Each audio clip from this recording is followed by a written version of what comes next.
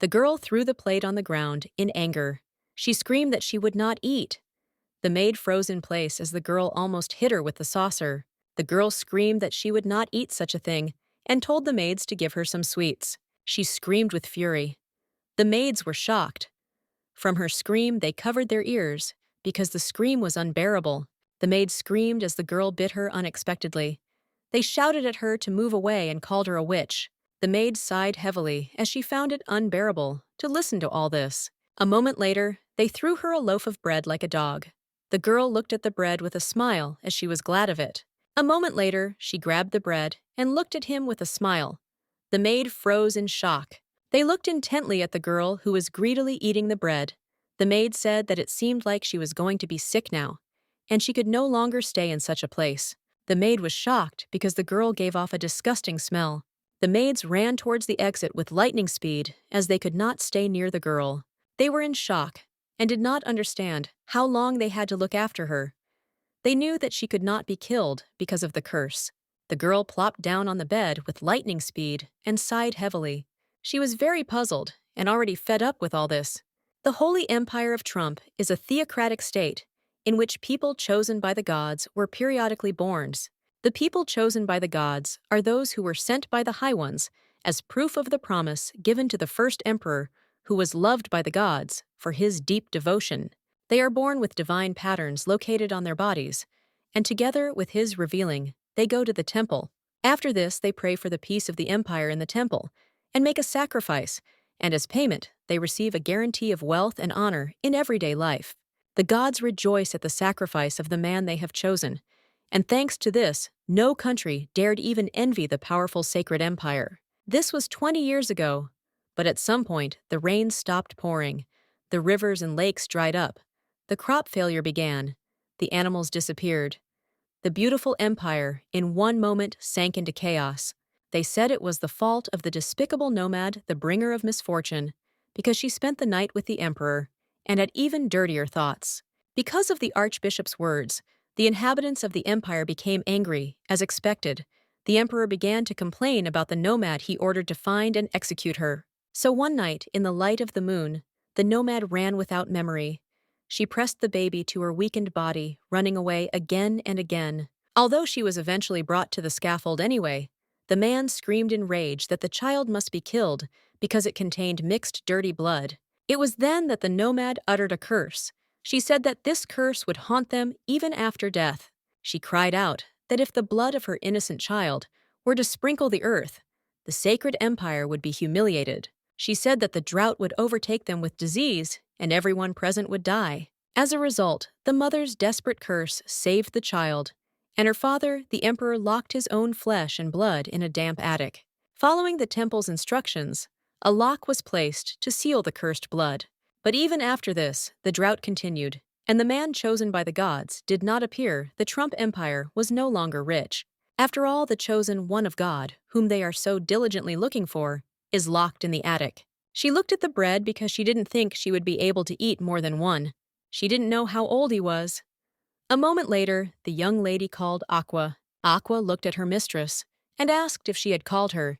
The lady looked at Aqua and said that she needed to wet her throat. She asked Aqua to help her. Aqua said that of course she would help, and if it was her order, she would create as much water as she wanted. During this time, she had received many things thanks to Aqua. Many times she had watched that terrible scene she had waited for, the moment when the empire would be driven into a dead end. Aqua flew closer to the lady, and a moment later, she already had water in her palms. The lady thanked Aqua with a smile. The empire's drought had become terrifying. Very soon, they would be ready to do anything just to find a source of water. In a situation like this, she, the princess, would be the most useful sacrifice. All this time, she diligently pretended to be abnormal. She knew they would probably think she was something they could easily use, and she knew that this particular drought would be a precious current for hers. The young lady was sleeping in her tiny cell when suddenly a nightmare came over her. People screamed with rage and said that the witch had to be killed in order to appease the wrath of the gods. The man angrily struck the woman with a whip, and a moment later, she fell to the ground. The lady stood at a distance and watched what was happening, while people shouted that the woman should be killed. The young lady in turn froze in shock as she watched everything that was happening. She stared at her mother while she was on the chopping block, and at the same time everyone was shouting, demanding that she be executed quickly. A moment later, the lady heard her name, called her mother, saying that she was a beautiful and unfortunate favorite child. Osiris froze in shock as she saw her mother's head on the ground. Osiris woke up and burst into tears as she had a dream that she was beginning to forget. To protect her baby, her mother undoubtedly took all the sins upon herself. She spent her last desperate moment in the mad jubilation of the entire empire before her eyes. Even after watching this scene an infinite number of times, it seemed sad and unbearable to her again and again. The emperor's advisors told him that he needed to make a decision urgently as their empire had not seen a drop of rain for 3 years. They said the population had been reduced by a quarter, and they needed to take control of the water source by any means necessary. The emperor wondered in confusion whether the prayer he had recited last time in the temple had been useless. The man asked the emperor if he was thinking about sending the princess to the kingdom of Jardine, since if they made a treaty, they would be able to import water from there for a long time. The emperor said that this hurt his pride. He looked at them with fury and asked if they really wanted to say that he, the emperor, should bow his head before some kingdom. Frozen in shock, the man said that the archbishop had also spoken in support of the proposal. The man said that once they could fix the water issue, they would increase their military power and easily restore their imperial status. The emperor thought for a moment that the archbishop had spoken in favor of this proposal. He believed that there should be no problems. He knew that if he bowed just once, he would be able to get water for a long time at a cheap price. He understood that until now they had kept the princess alive. Because of the nomad's curse, they couldn't just leave her to die. The emperor said that the princess's intelligence was that of a small child. He did not understand how they could send her there. The man said that they would both certainly teach her, so that she would speak as little as possible. The man said that although she was evil, she was very beautiful, and they should properly train her in the affairs of the bedroom. Then she would be suitable as a concubine. The emperor told his subordinates to come to an agreement with the kingdom, and also to educate the princess. He also said that they should speed up the search for the man chosen by the gods. He said that they needed to contact the temple so that they would not interrupt the prayers. Osiris was taken aback as she heard a strange sound. She knew that it was not yet time to visit the servants. A moment later, the maids looked into her dungeon. A moment later, with lightning speed, they grabbed her by the arms. She was in shock, wondering if this was a new kind of abuse. She screamed for them to let her go. A moment later, the maids slapped her across the face with fury. The maid looked at her with disdain and said that if she did not want to be beaten even more, she should obediently follow them. The maid looked closely at her subordinates and told them to hurry. The young lady was in shock and screamed at the maids to let her go, because she was in pain. She was puzzled because she did not know where they were taking her. She screamed that she was in great pain. The maid sighed heavily and said that she had had enough of them. The head maid looked at them and said that they should be patient for a little while. She said with a smile that it would rain very soon. Osiria, in turn, understood perfectly well that this was not so, and not that even filth would not rain down on them. The maid said that the princess did not understand anything from their conversation. The lady was furious, as she understood everything perfectly. A moment later, she froze in place as they led her outside, and she saw the beautiful weather. She was shocked because it was the first time she saw the sky, and it was different from the illusion Aqua created. She understood perfectly well that the fact that she had come out of the attic meant that her father, the emperor, had found a way to throw her out. The maid smiled, looking at the princess, and said that she should go into the room. The young lady in turn hoped that she had finally had a chance to take revenge on them all. The head maid nudged the prince and told her to pass quickly. The young lady in turn froze in shock when she saw the bathroom. She was very excited and did not know what they wanted to do with her. A moment later, the maid tore the lady's outfit off. The lady was in shock. They poured water on her. The maid looked at the princess and told her to pass. The young lady was in shock as they were causing her unbearable pain. She sighed heavily as water poured into her nose and mouth. The maid, in her rage, shouted at the princess to sit still and not to cough or sneeze as it was too dirty. They shouted that she was not a person but a trash can because she smelled bad and the water was dirty. The head maid greeted the princess with a smile and said that after the bath, it became much more pleasant to be around her. She smiled and said that her name was Irina, and from today on she would be in charge of her education. The young lady was a little puzzled and surprised. She did not understand what they were going to teach her. The princess made a long sound, but a moment later, she received a strong slap in the face. The young lady was shocked, as she did not expect such a thing. Irina looked at her with disdain and said that she froze because of just one slap. She told the princess that it seemed like she had really been living happily all this time. Irina angrily told the princess that from now on, she was not allowed to make such immature sounds. She told the princess that if she did not do as she said, she would certainly punish her. The princess let out another long, drawn-out sound, but a moment later she was slapped again and fell to the ground. The maids mocked her. Irina glanced sideways at the maids and told them to lay her on the bed. The young lady was in shock as she thought she would die from the pain. They threw her on the bed carelessly. Irina furiously told the princess to remember everything perfectly and not miss anything. Irina said that when the princess goes to the kingdom, she will have to obey. Irina told the princess that she was incredibly stupid, so she would only teach her the basics. Irina reached for the young lady's legs and began to spread them. Osiria froze in shock, but a moment later she kicked the head maid in anger. Irina in turn hit the princess with fury.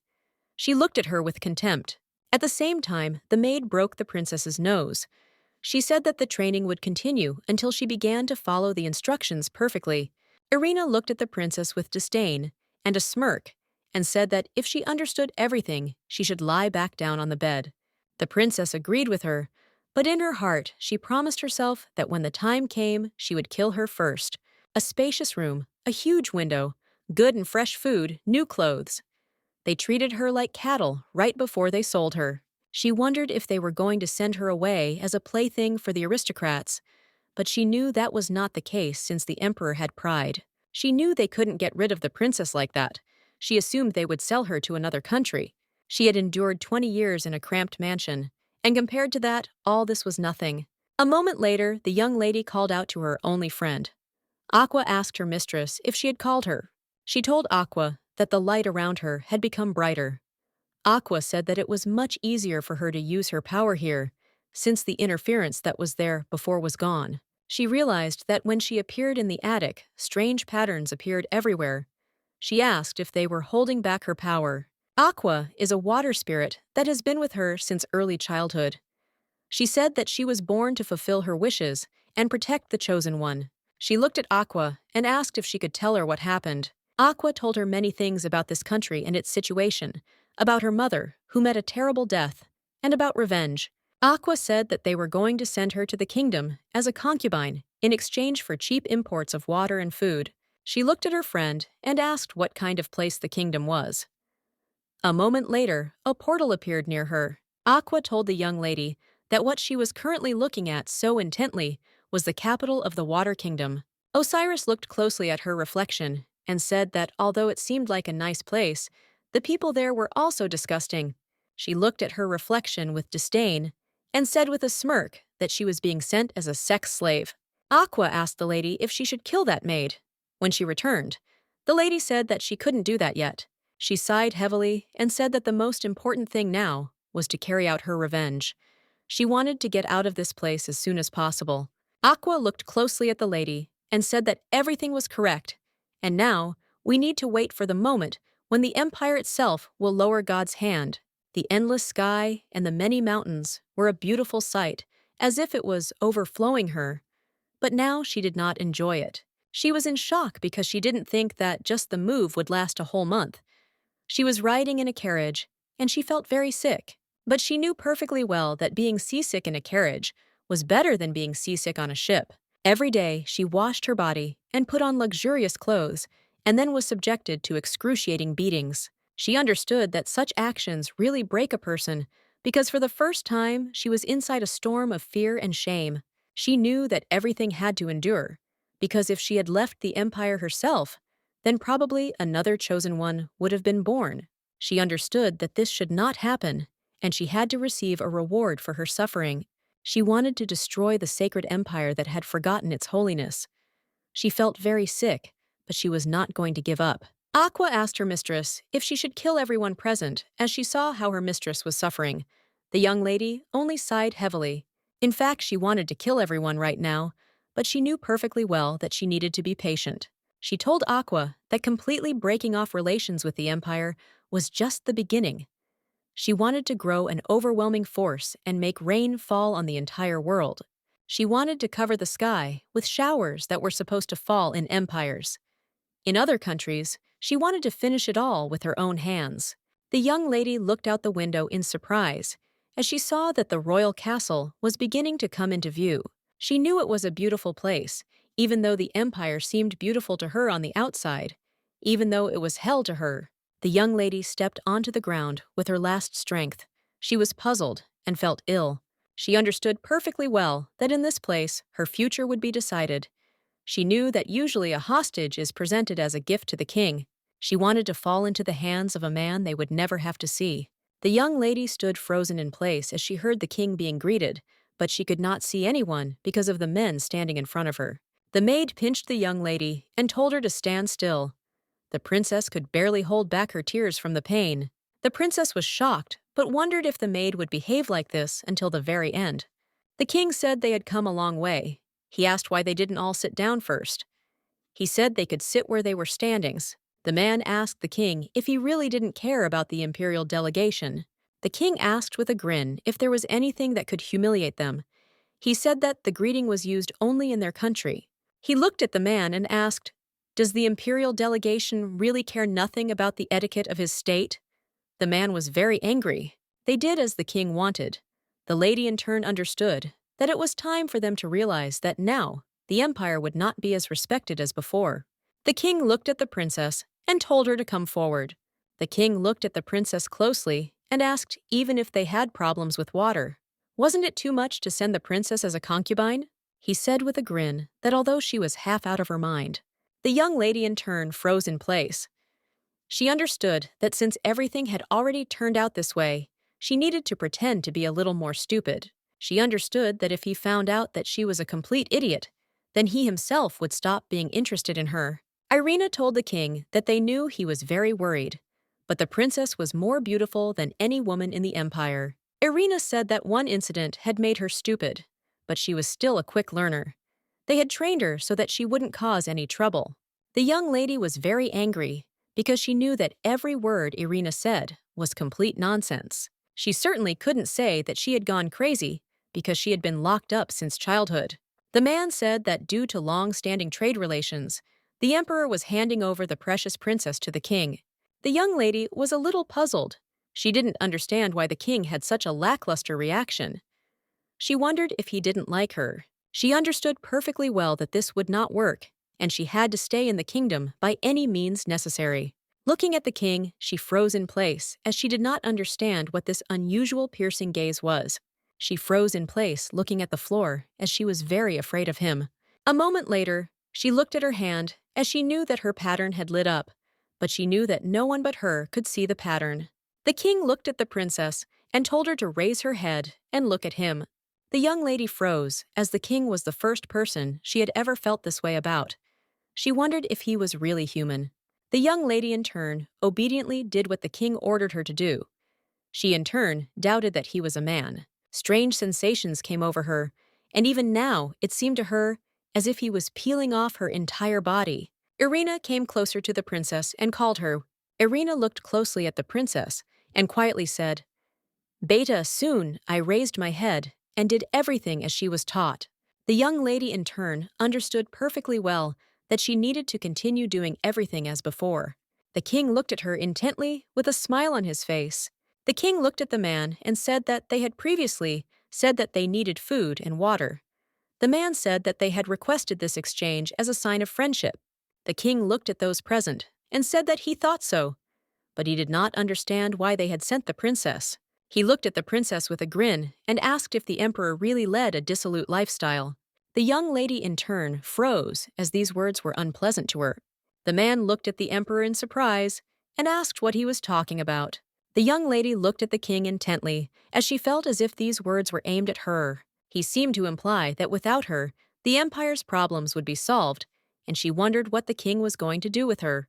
The king looked at the delegation with a smile and said that he liked everything and that they should convey the temperature that he would accept it with gratitude. For a moment he frowned as he had to think it over carefully. He wanted to decide what was the best way to proceed with the shoot. A moment later, the king called for Sir Fidelius, who meekly approached the king. The lady in turn looked intently at the knight. The king told him that he would look after the princess, as there was no suitable place for her in his royal castle. Everyone froze in shock, as they did not expect to hear such a thing from the king. Osiria knew full well that he was lying. She wondered if it made sense that there was no place for her to stay in the spacious castle. The knight asked the king for forgiveness and said that he was not very smart and therefore did not understand the meaning of his order. The king said that this was his gift to the knight, who had refused all the rewards he had bestowed upon him. The young lady in turn understood perfectly well that this was a very good idea. She knew he had no intention of sending her back. It was obvious to her why he was behaving this way right here and now. He handed over the gift to his subordinate, who had arrived, thereby smearing the empire's pride with dirt. She saw that the king wanted to show the empire its place. The delegation was shocked. They did not understand how the king dared to hand over the imperial gift right in front of the delegation. They understood that it was all because it didn't reign in the empire because of one damned girl. They were furious because they had to endure this because of a crazy woman. Not long ago, they shifted all the blame onto a powerless nomad. And after her death, the arrows of all sins were directed at her daughter. She understood perfectly well that they could talk as much as they wanted, because in any case, she had already determined their end. The king asked the knight if he would accept the gift he wanted the knight to start taking an interest in girls. The knight said that he would certainly obey the king's order. The king looked at the princess with a grin and said that he was very glad that the knight accepted the princess, leaving him satisfied. The king looked at the delegation with a smile and said that he thought it would suit his sword, not him, and he hoped that no one was upset about it. The young lady looked at them intently. She wondered if the king hated the knight. The king looked at the princess and asked if they could limit themselves to the box given by the emperor and return the princess back. The young lady was shocked. She did not understand why the king kept playing with people. She knew that this would not happen. The empire would not like to take her back. Either she was afraid and did not want to return to the dungeon. The man told the king that she had been given to him as a sign of friendship, so he could do whatever he wanted. The king said he would prepare a banquet so they could have some fun before leaving. They thanked the king for his concern. The young lady froze in place as she heard the delegation leave. She was glad to be abandoned. She realized that the strong chains that had been restricting her body had completely broken. Thus the empire finally lost its divine power. She knew that they had let go of God's hand on their own. The king told the knight to take the princess, and they could be free for today. The knight meekly agreed. The young lady was distracted from her thoughts as she completely forgot that the knight had also stayed with her. She didn't know what to do and wondered if she should call Aqua, but she knew she might get exposed. The knight slowly approached her and gently asked the princess if she could stand up. The young lady looked at the knight intently, as he had startled her when he approached her. She was perplexed and wondered why he treated her with such respect. The princess looked intently at the knight and made a long sound. He looked at her intently, but a moment later asked her to forgive him. The young lady was in shock as he slowly and gently lifted her into his arms. She pressed herself closer to him as he did it. Suddenly, the knight looked at the emperor and said that they would leave first. Osiris was shocked and wondered if he would just leave after doing something like that. She almost screamed in surprise. The young lady looked closely at the king. She knew that once she got out of the castle, she would need to find out more about the king. She was completely sure that Aqua knew something about him. She saw his smirk. Looking at the princess, the king asked with a grin if she got what she wanted. The young lady froze in shock. She wondered what he had just said since she hadn't heard it. She was a little puzzled, for she knew that the king had made no sound, only moved his lips, but she knew that she could not be mistaken. He asked her if she got what she wanted. She was puzzled by his question. Now she was completely sure that he had known from the very beginning that she was okay. She knew that the kingdom was a country that received the blessing of water. She wondered if he saw Aqua's hidden pattern. She thought for a moment as the color of his eyes reminded her of Aqua. Their eyes met for only a moment, but unfortunately, her body was still shaking. She wondered if she should kill him. She wanted to talk to her spirit. She was puzzled, and it didn't seem to her at all that she could kill the king. The knight squeezed her tighter in his arms. She looked closely at the knight and wondered if everything would be okay with this man. Even though he had to carry a crazy girl in his arms, he didn't seem angry. The young lady sighed heavily and fell asleep quietly in his arms. It was the first time someone had ever hugged her, and now she felt a human embrace. He looked at her closely and asked if she had felt any discomfort on the way to the kingdom. The young lady froze in place as he spoke to her too politely. She sighed heavily, as she had never heard anything like it in her entire life. She timidly asked him to leave, as she did not like him. The young man froze in place as he did not expect to hear such a thing. A moment later, he stepped into the carriage and walked closer to her, the young lady looking at him with fear.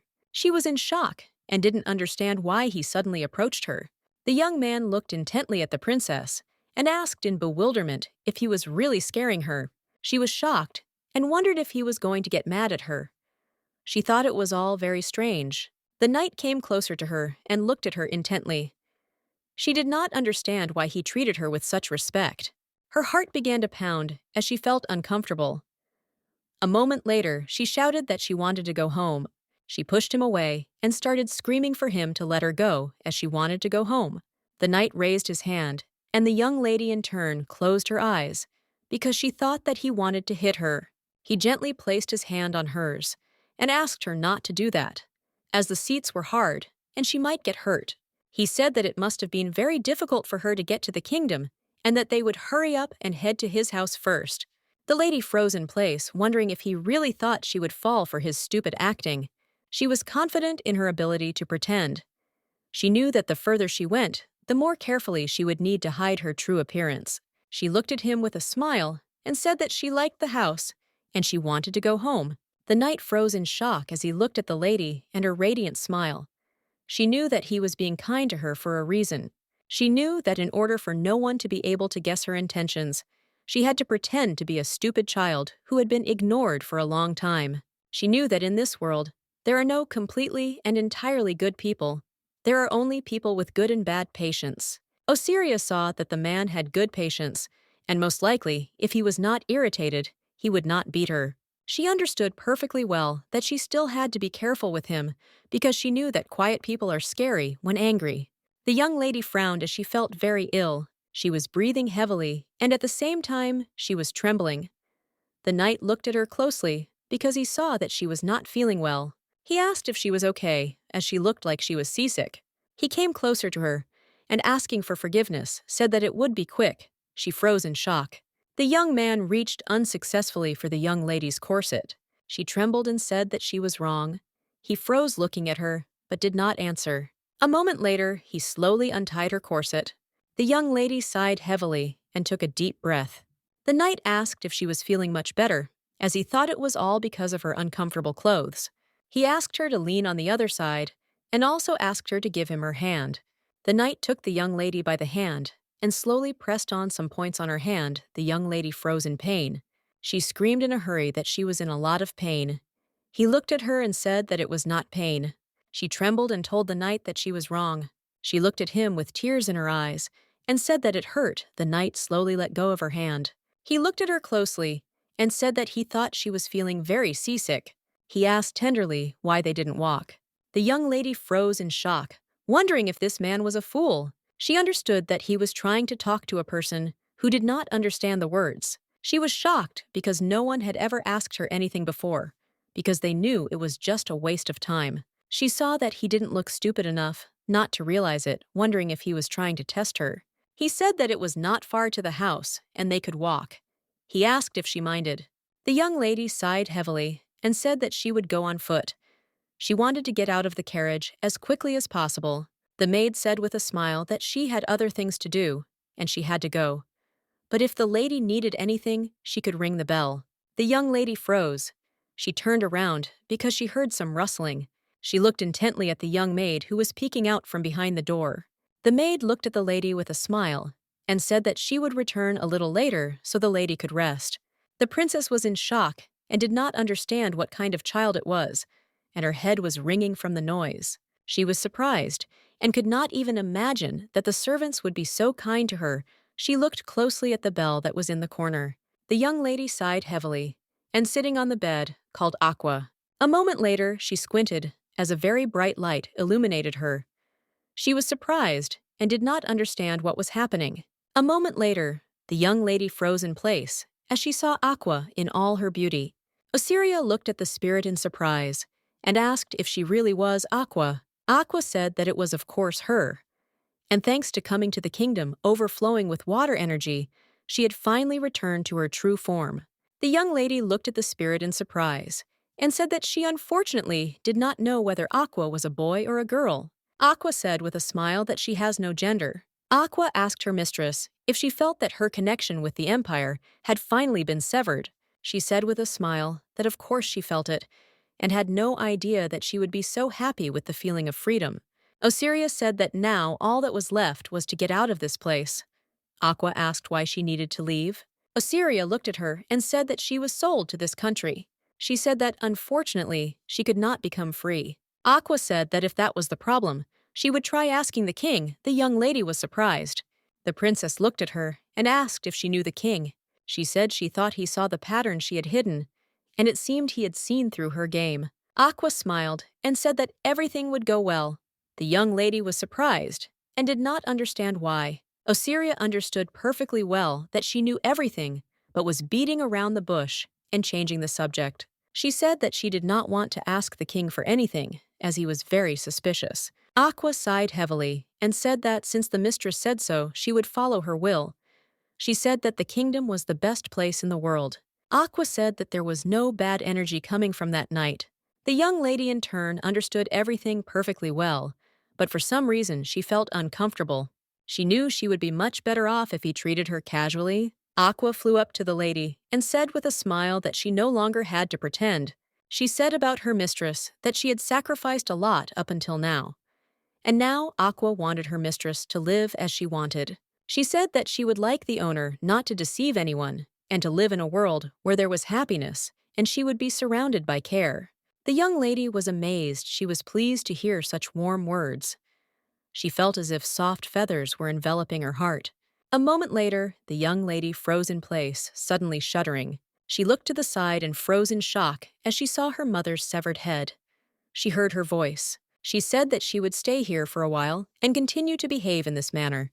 Aqua looked at her mistress and asked if she really thought so. She said that people are much more complex than creatures. Osiris thought for a moment, as she had previously thought that Aqua was more human-like than her. Aqua asked if it would be considered strange if a person suddenly grew up. Aqua said with a smile that everything was very simple. The young lady looked at her with bewilderment. Aqua said that her owner could grow up to be just like her. The young lady froze for a moment. She remembered that when she was little, she looked at the world with the power of the asset.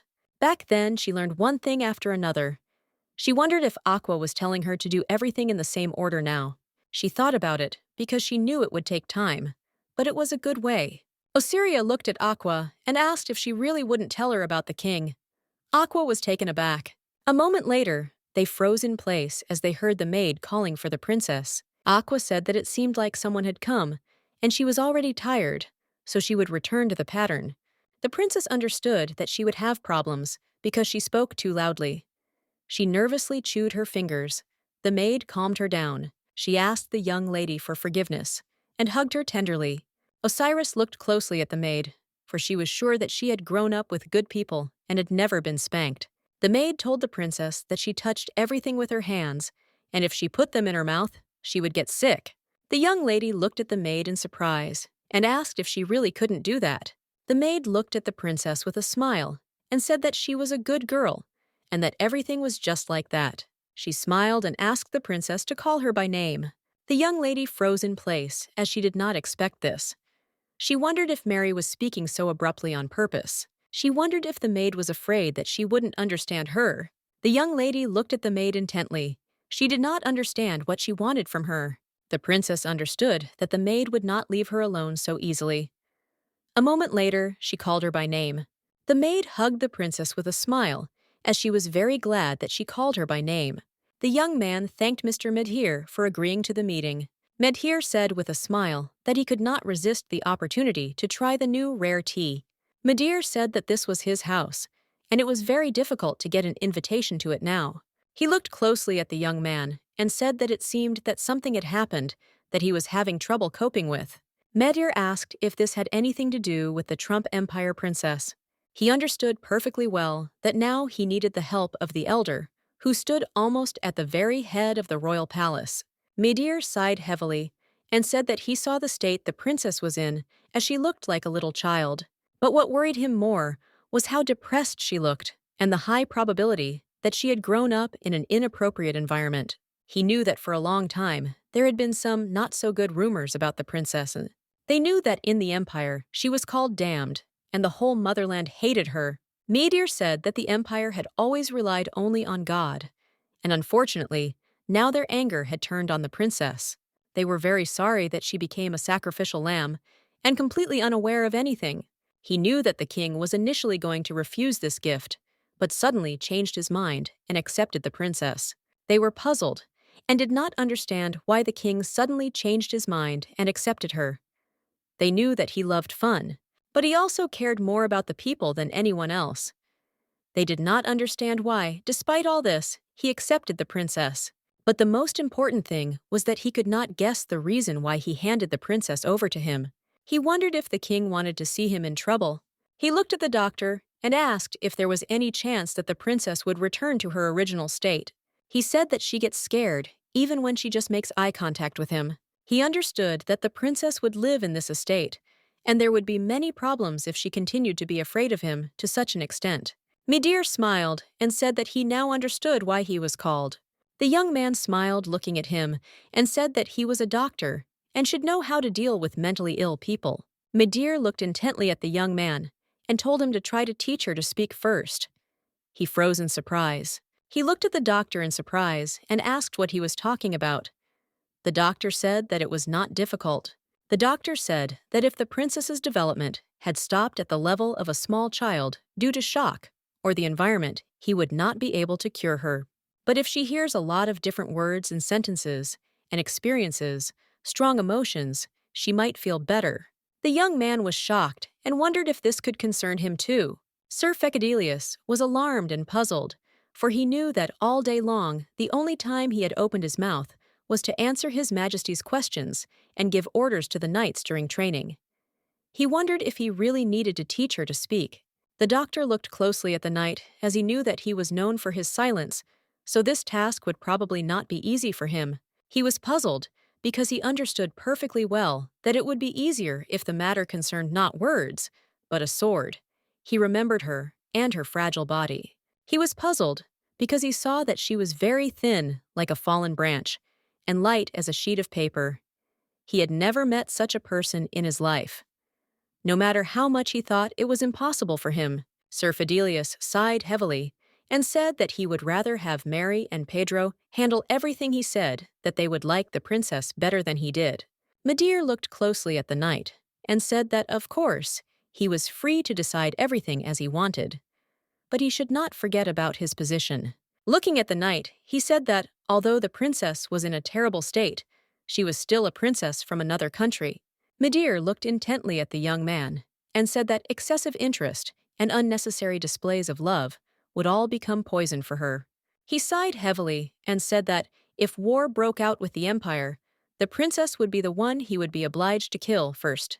Sir Fidelius sighed in confusion and said that he would remember that. Mary looked at the princess with a smile and said that she would quickly bring her food, so she needed to wait a little. Mary looked at the princess puzzled and said that she shouldn't be so picky, otherwise she would be sad. Mary asked the princess with a smile if she wanted to wash herself. She said that she would definitely take care of the water temperature. Mary looked at the princess with a smile and said that she could trust her. The young lady in turn was puzzled. She thought that at this rate she would go crazy. It seemed to her that her head was full to capacity with the word Mary. The young lady wondered if Mary wanted her to call her by her name. The young lady in turn understood perfectly well that no one had ever called her by name, and therefore she could not understand her. She was surprised because she realized that it was pleasant to wash before release. Mary said with a radiant smile that the host should come a little later before the meal. The young lady in turn understood perfectly well that it would be ideal if no one came to her. She was puzzled and wondered when those people would leave her alone. Madir looked at the princess with a smile and greeted her. He smiled and said that he was just an insignificant doctor who served at the royal palace. The young lady in turn looked intently at the man. She asked if he was a doctor. He said with a smile that he was a doctor. He said softly that people of this profession treat other people. He looked at her with a smile and gently asked if she could give him her hand for a moment. The young lady in turn became wary as she did not understand why he needed her hand.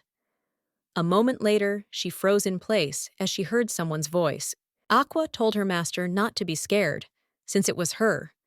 She said that the water's power had increased, so now she could talk to it inside her mind.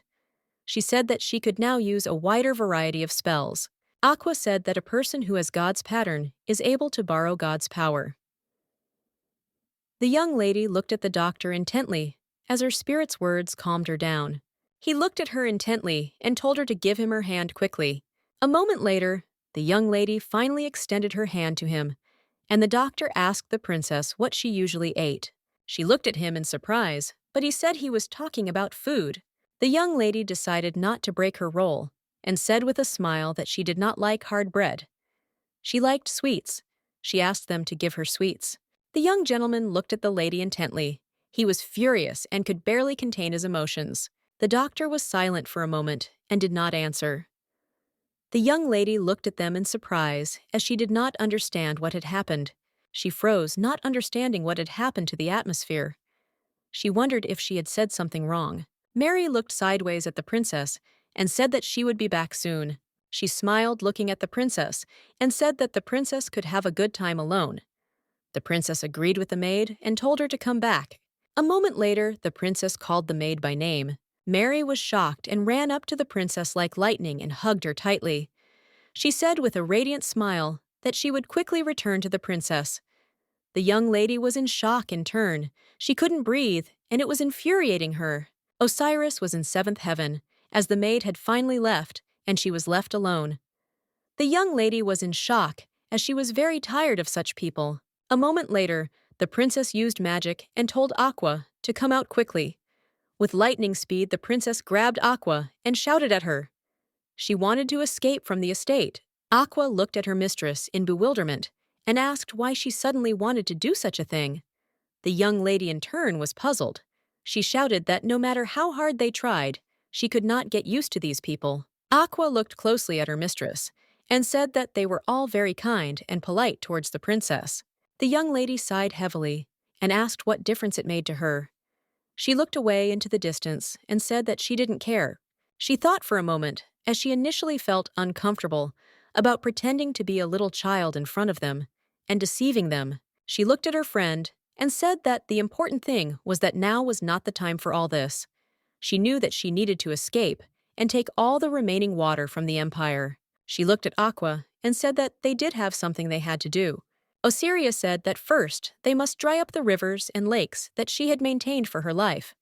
Then she wanted to go around the villages near the empire and reveal to them who she was, and on the appointed date bring rain. She knew that then rumors would spread day by day, and the empire driven into a dead end would find out about her. Aqua sighed heavily and said that there were many guards outside, and if the mistress went out in a hurry, she would definitely be caught. The young lady looked out the window and saw all the guards. She was puzzled and wondered if there was nothing that could be done. Aqua said with a smile that with the help of divine power, one can walk on water. The young lady said that it would be too noticeable, and she didn't think that such a thing would be of much help in escaping. Aqua told her mistress that if there was only water, then anything could be done, and if she jumped into the water, she could move to another place with water. Aqua told her mistress that there was not that much water in this room, but there was another way besides this. She looked at her mistress and asked how about making her wings out of water so that she could fly through the sky. The young lady looked at Aqua in surprise and asked if that was possible. Aqua smiled, looking at her mistress, and said that of course it was, and there was nothing she couldn't do with water. Aqua smiled and said that most of the things she could do were also something her mistress could do. She smiled and told her mistress to try it right now. Aqua smiled and said that in order to make wings, she simply had to imagine them coming out of her back and fluttering.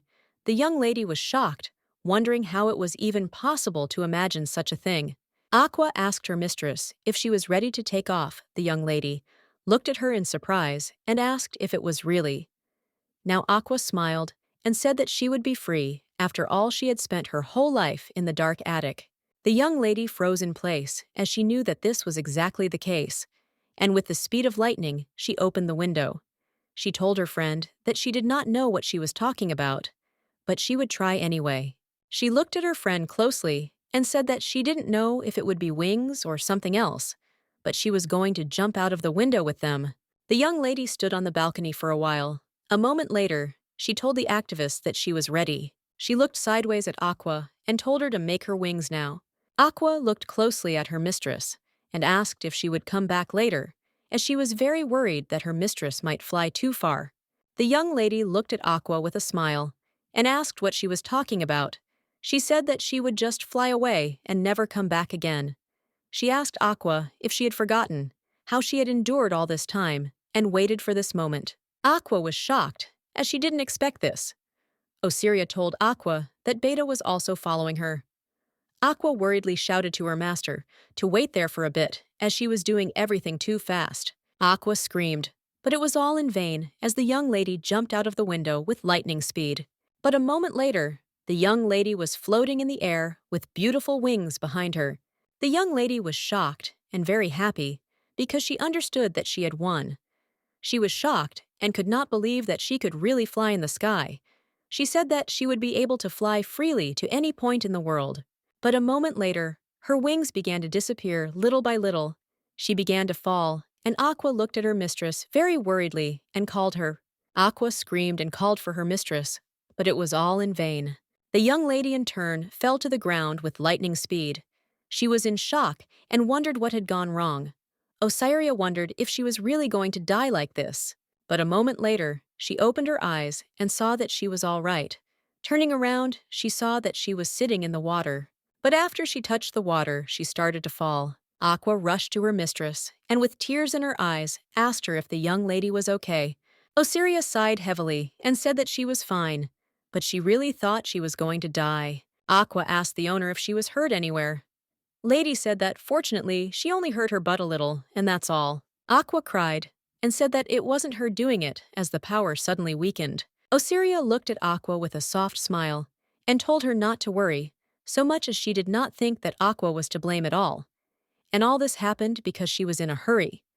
Aqua flew up to her mistress with lightning speed and began to hug her, as she was very worried about her. But a moment later, they heard some noise. The lady heard that they were looking for her.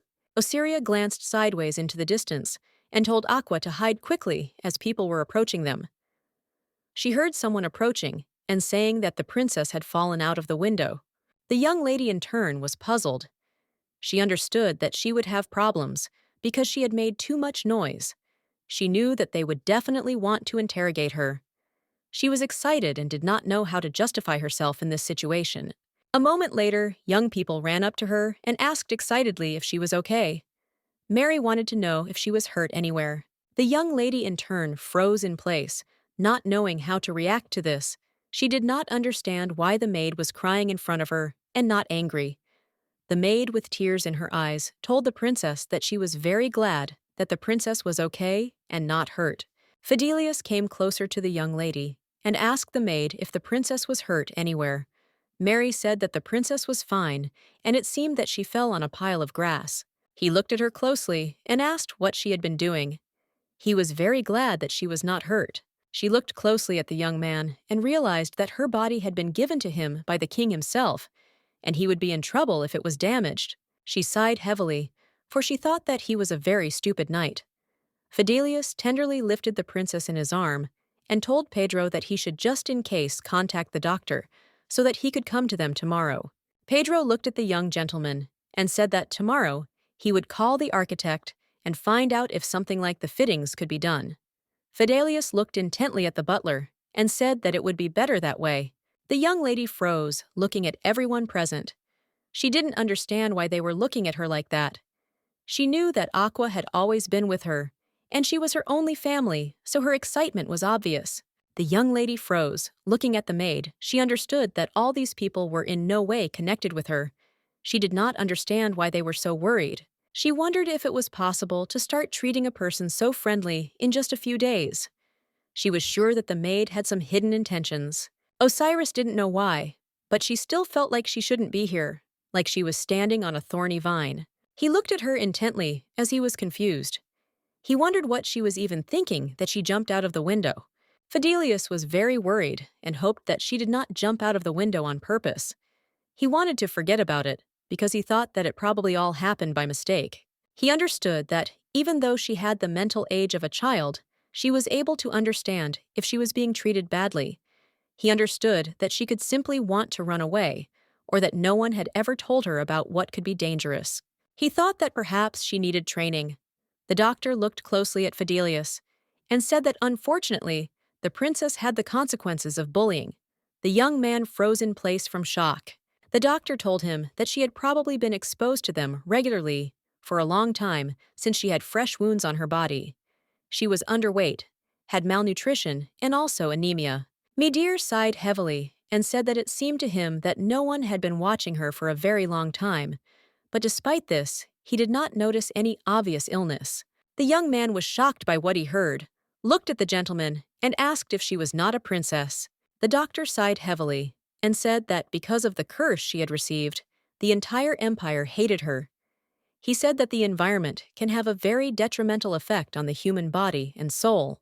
If the princess had been bullied for a long time, or neglected for a long time, this could well explain her current condition. Midir looked at the young man intently and said that unfortunately she had been abused, but that was his assumption. The young man was very puzzled by this information. He knew that the princess's room had not yet been fitted with fittings, and there was no guarantee that in the future the princess would not do the same. He understood that a little earlier, she was lucky that she remained in order. He understood perfectly well that it was still dangerous to leave her alone in the room. He sighed heavily, for he knew that this had been the case since ancient times, and he had often heard that he had become too attached to someone, and this did not suit him at all. Although he was born into a family of knights who were supposed to be the first to draw their swords when war came, his gentle nature made everyone worry. From time to time, he saved weak animals from natural selection. He knew perfectly well that it was all because he couldn't just watch someone kill them. However, all the animals he brought were thrown out by his father, and in the end, he couldn't save anyone. He decided for himself that he would never make the same mistake twice. But he in turn believed that even with the passage of time, old habits did not disappear completely. He was puzzled because he knew that the problem was that this time, it was not an animal, but a living person. He knew that this was a princess from another country, someone whom he might have to kill someday. He knew he would have to cut her down like a dry log.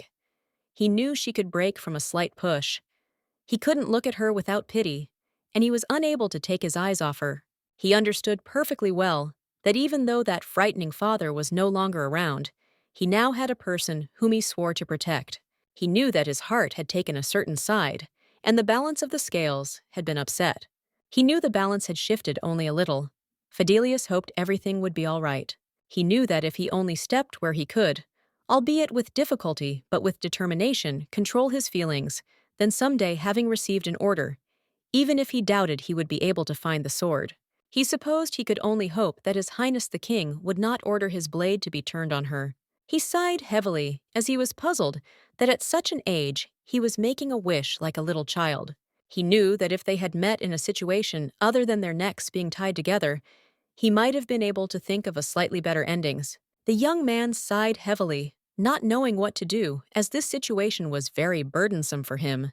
The young lady woke up early in the morning and sighed heavily, as she felt as if her head was about to crack. A moment later, she froze in place as she did not understand where she was. She saw a beautiful, beautiful sky from the window. She wondered if she had fallen asleep in her room. A moment later, the knight called the princess. She froze looking at him and wondering if she had slept in the knight's room. She was a little surprised, and did not understand why he left such a spacious place and slept on the couch. Fidelius looked at her closely and asked if she had slept well, and also wondered if she was in any pain. She wondered why he was asking her such a thing, since he himself was sleeping on the sofa, and she was quite firm. She looked at him intently, since she knew that now he must realize that he would not hear any answer. He looked at her intently and asked for forgiveness. A moment later, he asked her if she had a place where Boo Boo was. The young lady froze in place, looking at him. A moment later, she looked at him confusedly, not understanding what she had just heard. The young man looked away in embarrassment and began to mumble something under his breath. The young men looked at each other in confusion. The young lady looked at him in surprise as she wondered what was wrong with him. She was amazed and could not believe that the knight was saying such a thing. For a moment, she doubted her hearing. He pulled her hand, embarrassed and unhurried, and said that it seemed that nothing hurt her, but just in case he would bring a doctor in the evening. He also said that the maid would soon prepare food. Milady looked at him intently, for she knew that he should be ashamed as she was. He looked at the young lady with embarrassment and said his name. He came closer to her and asked her to call him by name. The young lady shuddered, as she did not expect him to be so close. She was shocked and did not understand why he was telling her such a thing. She turned away from him, and he in turn froze, staring intently at the princess. A moment later, he sadly asked her if she didn't like him. Fidelius timidly asked if she was really afraid of him. He wilted at the mere question. A moment later, he looked at her intently and asked if she had trouble saying his name. Osiria was shocked. She wondered when he would finally finish asking questions. She knew she had to say something quickly, and without looking up at him, she called his name. A moment later, the knight stated his name correctly. The young lady looked at him in surprise. He pulled her closer to him and corrected her earlier mistake. She froze in surprise, looking at the young man. A moment later, he was taken aback and moved away as he realized that he was too close to her. And holding her hand, Fidelius timidly asked the princess for forgiveness and asked if she was scared. The young lady looked at the knight intently as she was surprised. She felt that his hands were big but warm. He looked at her timidly and said that in any case, she should call him by his name correctly. The young lady was shocked. She knew that the difference was not that big, and she made a small mistake in the name. A moment later, she shouted several times, "His name is correct." The young man looked at the princess with a radiant and gentle smile and said that everything was correct, and also thanked her for calling him by name. The young lady froze in place as she saw his beautiful smile. It reminded her of a flower that was almost dead, but suddenly, slowly blossomed. And for some reason, she could not take her gaze off him for a long time. He looked at the young lady intently and said that he would soon have to leave for the palace, and he would call Mary, so she needed to wait in the room for a while. The young lady in turn agreed with him. He looked sideways at the window and told the princess that she must not go too close to the windows. He asked if she understood him. The young lady on Muram did not think about it, because she saw that he seemed to be very scared yesterday. It seemed to her that now all eyes would be focused on her, because of which it would be easy to catch her, so she was not going to do anything. She understood perfectly well that she was not going to sit back and do nothing. She thought about the fact that the imperial delegation would be returning back to the empire around tomorrow. She knew that they would be traveling with the water they had received through the exchange. She wanted to empty the barrels before they arrived at the emperor's castle. She knew that the idea, if the water barrels turned out to be dry after they had laboriously brought them. Having suffered for more than a month, she did not even imagine what kind of grimace her father would make. A moment later, she called Aqua. She told her friend that Mary would be coming soon, so she shouldn't go out and should listen to her. Osiris said that tonight she would go to meet Irina. She said that now she was talking about the woman who brought her moldy bread every day and beat her regardless of the time and situation. Aqua asked the mistress, in surprise, what she would do when she went there. The young lady sighed heavily and said that she didn't even know. She knew that the strong devoured the weak. She understood perfectly well that Irina had hurt her, and now she had become stronger than her. She asked Aqua, "I need to pay her back in kind." Aqua told her mistress that of course she was right. Aqua told her mistress that she would become her sword and shield and would protect her all her life. Aqua said that at any moment, her mistress wished she would become a tsunami and swallow everything. Princess said that today, they would definitely go to Irina. Osiria knew that Irina had arrived with a delegation, and therefore she should still be in the royal palace. She knew that the price for pain could only be revenge, and revenge would end in death. Some time later, Mary came to the princess and brought her a lot of different food. She looked at the princess with tears in her eyes. The young lady sighed heavily. She had a very bad headache. She did not understand why Mary sniffled in front of her. She did not understand why she was always crying. Mary looked at the princess intently and asked if she was sure she didn't have any pain anywhere. The young lady sighed heavily, as she had already said 100 times that she didn't have any pain. Mary looked at the princess with tears in her eyes and said that she was just a terrible person because she did not tell the princess about some dangers. She told the princess that she should have watched her a little more carefully. She came closer to the princess and, falling on her knees, said that yesterday she really thought that her heart would settle down. Mary screamed that it was all her fault. The young lady froze in shock, as she did not expect such a thing. She looked at the maid in bewilderment and wondered what she was even talking about. She didn't understand why the maid was doing this. The maid looked at the princess intently and asked if she could give her one single promise. Mary looked at the princess with tears in her eyes and asked her not to die. Mary told the princess that she would never leave her again and would always be by her side.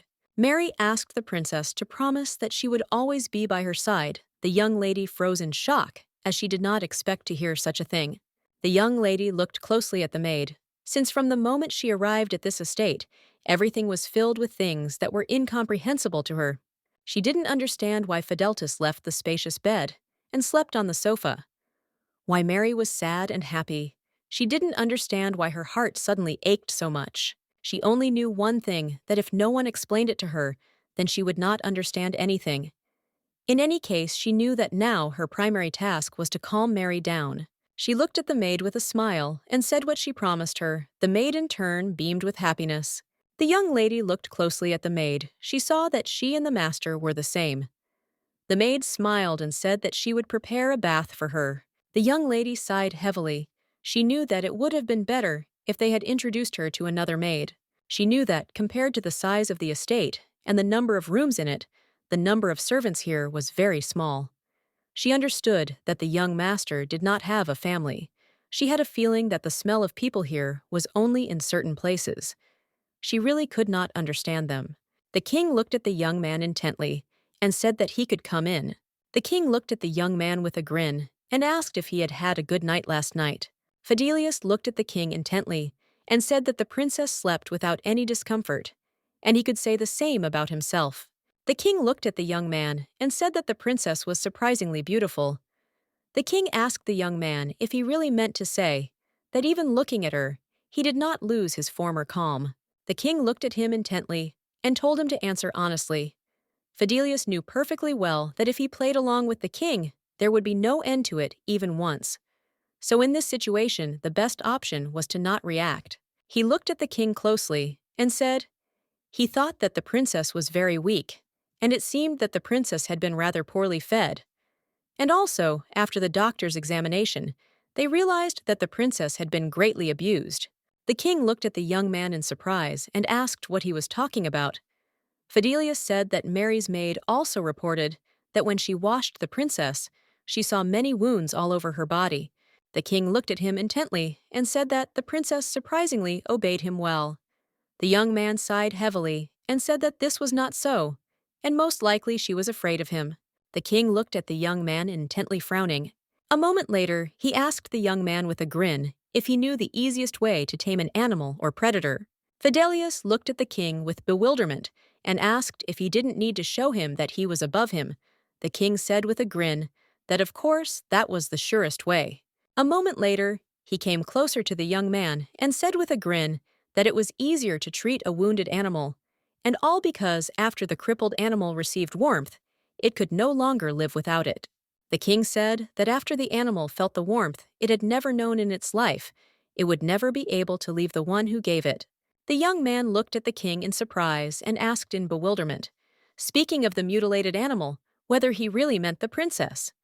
The king asked the young man with a grin what he thought about this. Fidelius thought for a moment, since judging by the way the king reacted, he thought that he did not intend to answer, but he understood perfectly well that the princess looked more like a small herbivore than a predator. Fidelius looked at the king intently and asked if he accepted the empire's request because of the princess. He said that, as far as he knew, the king was originally going to reject it. The king froze in surprise as he didn't expect to hear such a thing. A moment later, the king said with a smile that it was so, and he changed his mind after seeing Her Highness. He said that the imperial fools had confused the precious stone with an ordinary one and handed it over to him on their own. He said with a grin that this was the reason he accepted it. The young man looked at the king intently, and in surprise, he did not understand what he was talking about. He wondered if there was anything else he didn't know about the princess. The king looked intently at the young man, who was turning various thoughts over in his head. Fidelius wondered if he liked the princess. He understood that if this was really the reason, then most likely he left her with him now because of possible rumors. But as soon as everything calmed down, the king would take the princess again. The young man stood dumbfounded as he realized that he had simply terrible thoughts in his head. He was puzzled and wondered why such thoughts had entered his head. He understood that he must be thinking about such things, since his master was sitting in front of him. The king looked at the young man intently and said with a smile that his old and bad habit was returning to him again. The young man looked at the king in surprise and asked what he was talking about. The king smiled and told his friend not to make up any stories in vain, since he himself had handed the princess over to him. The king smiled and said that this meant that he would no longer be involved in her life in any way, that the decisions made and determining her future place of residence were all entirely his responsibility. The king smiled and said that the princess could well be a good chance for him, but certainly not something bad, even though he still has a headache because of her. The young man was taken aback and shouted to the king that he was not in any pain at all because of the princess. The king looked at the young man in surprise, but a moment later, he looked at him intently with a grin on his face. The young man, in turn, hesitated timidly, not knowing what to answer. The king smiled and said that it was very surprising, because it turned out that people could change so much. He looked at him intently and said that he could not even think that he, a vain man, was capable of forgetting his master because of a woman. Fidelius was shocked. He wondered why he even reacted to such words, since he understood that the king would hurt him with this for about 6 months. He looked closely at the king, knowing that he needed to control himself. A moment later, he looked sharply at the king and told him not to make him the target of his jokes. The king sighed heavily and asked what he could do, since he adored his stupid and loyal sword.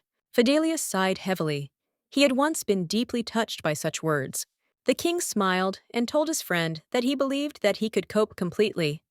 The king smiled and told his friend not to forget him because of his strong infatuation with the princess. The young man was shocked as the king was once again treating him like a little child. He looked at the king intently and said that he understood everything, and now he had to leave. He knew that he had to leave before the king's jokes went too far. The king looked at him with a grin and said that he forgot to tell him something. He said with a smile that if there were any difficulties in his relationship with the princess, he could consult with him at any time. The king looked at the young man closely and said with a smile that, for example, he could give him advice about the first night Fidelius froze in place in embarrassment from shock. He looked at the king in surprise and asked what he was thinking about now. The king looked at him with a smile and told him to stop pretending that he didn't know anything, since they were no longer children. The young man, frowning, looked intently at the king but said nothing. He was furious and knew he just had to ignore the king's words and endure it all. The king looked at the young man closely and asked with a smirk if he was playing the role of a man properly. The young man was burning with rage, but he controlled himself. A moment later, unable to bear it any longer, he came closer to the king and asked what he was talking about. The king sighed heavily and said that he had been watching him for a long time, but had never seen him with a woman before. Fidelius looked at the king intently and asked if he had time today, if he would like to spar with him once. The king looked at his subordinate with a beaming smile. He was having a lot of fun teasing him. The king looked at the young man with a grin and said that if he lost next time, he would bring the princess. The king said that if you think about it, it was originally his gift, and he was a little interested in that girl. The young man sighed heavily and said that he would not do that. The king looked at him in bewilderment. Fidelius said in all seriousness that he would certainly defeat him, and this would not happen. The king looked at him with a smile and said that his words were very commendable and that this was exactly how one should respond. The king smiled and said that he had not visited the parade ground for a long time, and he was just bored. He told his friend to follow him. The young lady looked at Aqua and told her to let her know when all the people in the house were asleep. She looked at her intently and asked if she understood her. Aqua sighed heavily and said that she would inform her mistress about everything. The young lady looked at Aqua with confusion and asked what happened. She wanted to know if Aqua was still angry. Aqua drooped and said that she was not angry. Although a little upset, Nosy could not do anything about it. The young lady in turn was puzzled. She did not know what to do with her friend. She knew that she had been acting like this all day, because Mary had been with her all day, and they had no time to talk. The young lady understood perfectly well that yesterday's failed escape had become a huge hindrance. She understood that she needed to prepare more thoroughly. Osiria understood perfectly well that if they continued to watch her as diligently as today, it would become a big problem for her. Aqua flew closer to her and called her, "Eh!" She looked at her mistress and asked if she could go away for a while tomorrow. The young lady looked at her in bewilderment, as she did not understand what was being discussed. Osiria looked at Aqua intently and asked what she was talking about and where she wanted to go. Aqua looked closely at the young lady and said that she wanted to meet the king. She looked at the young lady intently and said that she wanted to go to him, as she absolutely had to check something. The princess looked at her in bewilderment and asked why she needed to see the king. She was shocked and did not understand who the king really was. She asked her mistress for forgiveness and said that she could not tell anything about the king since she was not allowed to do so. She looked at her intently and said that if she violated this prohibition, then perhaps she would have to leave her mistress. The young lady froze in place in shock as she did not expect to hear such a thing. A moment later, she looked at her friend closely and said that she agreed with her.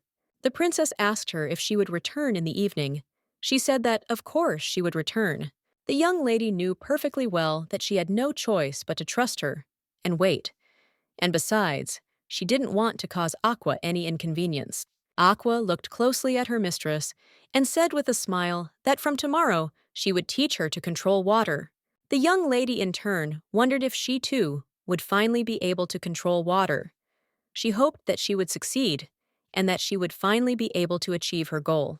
Aqua looked at her mistress in surprise as she was worried about something. The young lady sighed heavily and asked if she could kill people with this power. Aqua said with a gentle smile that it was very simple and she could do it. She flew closer to the mistress and said that she could simply extend her hand to the enemy. She should simply wish that there was no more water left in the vessel called man. The young lady looked at Aqua in surprise and asked if it was really that simple. The young lady in turn sighed heavily and said that she was right and it was an amazing thing. She was surprised that even with her own hands, she could easily kill a person. The young lady in turn slept quietly in bed, but a moment later, Aqua flew up to her and started shaking her to wake her up.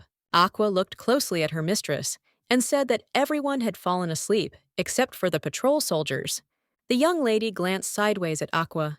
She said that Fidelius fortunately had not come, as he had also said that he would bring a healer, but it seemed that he had forgotten about it. Aqua looked closely at the mistress and said that there was a violent energy raging in that man, and maybe something happened to him. Aqua said that he was snoring very loudly. The young lady looked at her in bewilderment but did not answer. She sighed heavily, as she knew perfectly well that it did not concern her. A moment later, she came out onto the terrace and looking at her friend asked with hope in her voice if she would fall today or not. Aqua said that they had already tried several times, and after that incident, everything was fine. Aqua extended her hand to her owner, and she stepped in. Aqua smilingly told her owner that this night would be incredibly fun. Sometime later, the young lady was floating freely in the air, and behind her back were beautiful water wings. The young lady looked at her friend in surprise and said that she had succeeded. She was very glad that this time everything worked out as it should. Aqua looked at her owner with a smile and said that she really did everything right. Aqua smiled and asked her owner if she was ready to fly through the sky. Aqua told the young lady that she would instantly fly to the place where that maid was. Suddenly, old memories came flooding back to her mind. Memories of the first day she discovered God's pattern on her case. She was 5 years old when the God's pattern was discovered. Usually the God's pattern would appear within a year of birth, but due to the restraining curse, the seal's appearance was delayed. Thanks to this, no one could guess that she was a child of God, so it could be said that everything worked in her favor. In any case, even now, she could not forget that moment. At that moment, when she was almost dying, while locked in the dark despair. But then a mysterious shining aura appeared in the darkness. It was an amazing sight that could not be described with any words. Aqua looked closely at her mistress and said that they needed to move quickly. The young lady, in turn, understood perfectly well that the same light was now emanating from Aqua, a beautiful shine that was not of this world. Osiris knew that Aqua was her only friend, and as long as she was by her side, she was not afraid of anything. After some time, they slowly approached the window. Aqua looked at her mistress intently and told her to look away. Aqua smiled and said that it seemed like they had arrived at the right place. The young lady slowly looked through the window and saw the sleeping maid. Osiris looked at the sleeping maid with fury and hatred. She said furiously that someone had to go through the pain of her leaving scars on a small child every day, and seeing her sleep so peacefully made her feel worse. Sometime later, they entered the room. The young lady looked at her friend and told her to pour water on the maid. Aqua looked at her mistress and said that she would do whatever she wanted. A moment later, Aqua used her magic. With her magic, she created a ball of water, which hovered above her. The young lady looked at her friend in surprise, as she knew that there wasn't even any water nearby. She wondered if Aqua had created it by condensing the moist air. She looked closely at the shark and said that there was enough water. Aqua looked at her mistress in bewilderment and asked if that was really the case. She said that she thought that even if she collected 3 times more, it would still not be enough. The young lady, in turn, looked intently at the maid. She knew that the whole logic of the world could be explained by just one phrase: natural selection. A moment later, Aqua used her magic and doused the maid with water. The maid jumped up with lightning speed and sat on the bed. She did not understand what was happening at all. The young lady looked at the maid with disdain and said that it must have really hurt. Aqua, in turn, told her mistress that it hurt her much worse. The maid looked at the young lady in surprise. She was in shock and didn't understand what was going on. Osiria slowly approached Irina and greeted her. Irina was shocked and could not believe that now in front of her was a princess. Irina was confused and didn't understand what was going on. Looking at the princess, she wondered if she was just dreaming. The young lady slowly looked at Aqua and said that she had been hearing her name a lot lately. She sighed heavily and said that, however, all this time, Irina had never called her that. Irina shuddered and froze in shock as she saw the seal on the princess's hand. The princess looked at the maid with a grin and said that it was really hard for her. She came closer to her and said with a grin that she had been pretending to be a fool for more than 10 years, so it even seemed to her that she had really lost her mind. The maid looked at the princess in horror and turned her gaze to the spirit that was hovering near her. She froze in shock, not knowing what to say. The princess looked at the maid with anger and said that she was mocking a stupid princess who knew nothing about the world and was not even able to speak. She asked with anger whether she had fun mocking such a person, beating him, and constantly humiliating him. The young lady said that she had no intention of lengthening Irina at all. The princess looked at the maid intently and said that, speaking more precisely, it was all because of her weakness. And this goes without saying. She understood that the strong Irina was mocking her weak. The princess looked at the maid with fury and said that the situation was different now. She said that she was the one who was truly strong here now, and the weak Irina would die at her hands. Irina froze in horror. She was in shock and did not understand how this could have happened. With a trembling voice, she asked the princess if she was God's chosen one. The princess said with a grin that it was so. And it was a surprise to everyone that she was born in this generation with the pattern. She said that, although none of them knew about it, she knew about everything, and even about how they killed her mother. She looked at Irina intently and asked with a smirk if she wanted to hear something interesting. The young lady said that the empire would dry up forever. All the rivers and lakes that were barely maintained would disappear. The princess, with fury in her eyes and a smirk on her face, told Irina that she would do it using the divine power they so desired to completely destroy the empire. Irina said in a trembling voice that this simply couldn't be. She looked at the princess with despair and asked how she dared. She did not understand how this dirty, despicable girl could be the chosen one of God. Irina furiously shouted at the young lady that even if that was the case, she would not be able to destroy an entire country on her own since the empire was very strong. The young lady stared at her with a smirk on her face. She asked Irina if she really didn't know anything. The princess said, with a grin, that it seemed like Irina really knew even less than she did, that she had been locked in the attic for 20 years. Irina looked at her in bewilderment and asked what she was talking about. The princess looked at her intently and said that the empire's past prosperity was entirely due to the chosen few. To make it rain or to dry, everything completely, was not difficult. The princess said that, however, this was not enough. Osiris said that the people in power quickly left the empire and now live beautifully in other places. But she knew that this was not very fair. She said that she could make the drought spread not only in the empire, but also in neighboring countries. She said that she could send powerful waves to the ships that were sent out and flood the roads and land. After the complete isolation of the entire continent on which the empire is located, spread rumors that the empire abandoned the princess with God's pattern, and that everything that happened was the fault of the Trump Empire, which completely forgot about God. The young lady looked at the maid with fury and contempt and asked how she felt about this idea. The maid froze in shock as she could not believe what she heard. She was trembling with fear. She looked closely at the princess and asked what she was even talking about. The lady, in turn, understood perfectly well that about half of what had been said to her earlier was a complete bluff. But she knew that everything would go perfectly according to the plan she had voiced, because it was just her fantasy. She understood perfectly well that however it was obvious who the hatred of neighboring states would be directed at in a dangerous situation, Irina shouted in shock to the princess and asked if she really intended to destroy her own homeland. She was shocked and could not believe what she heard.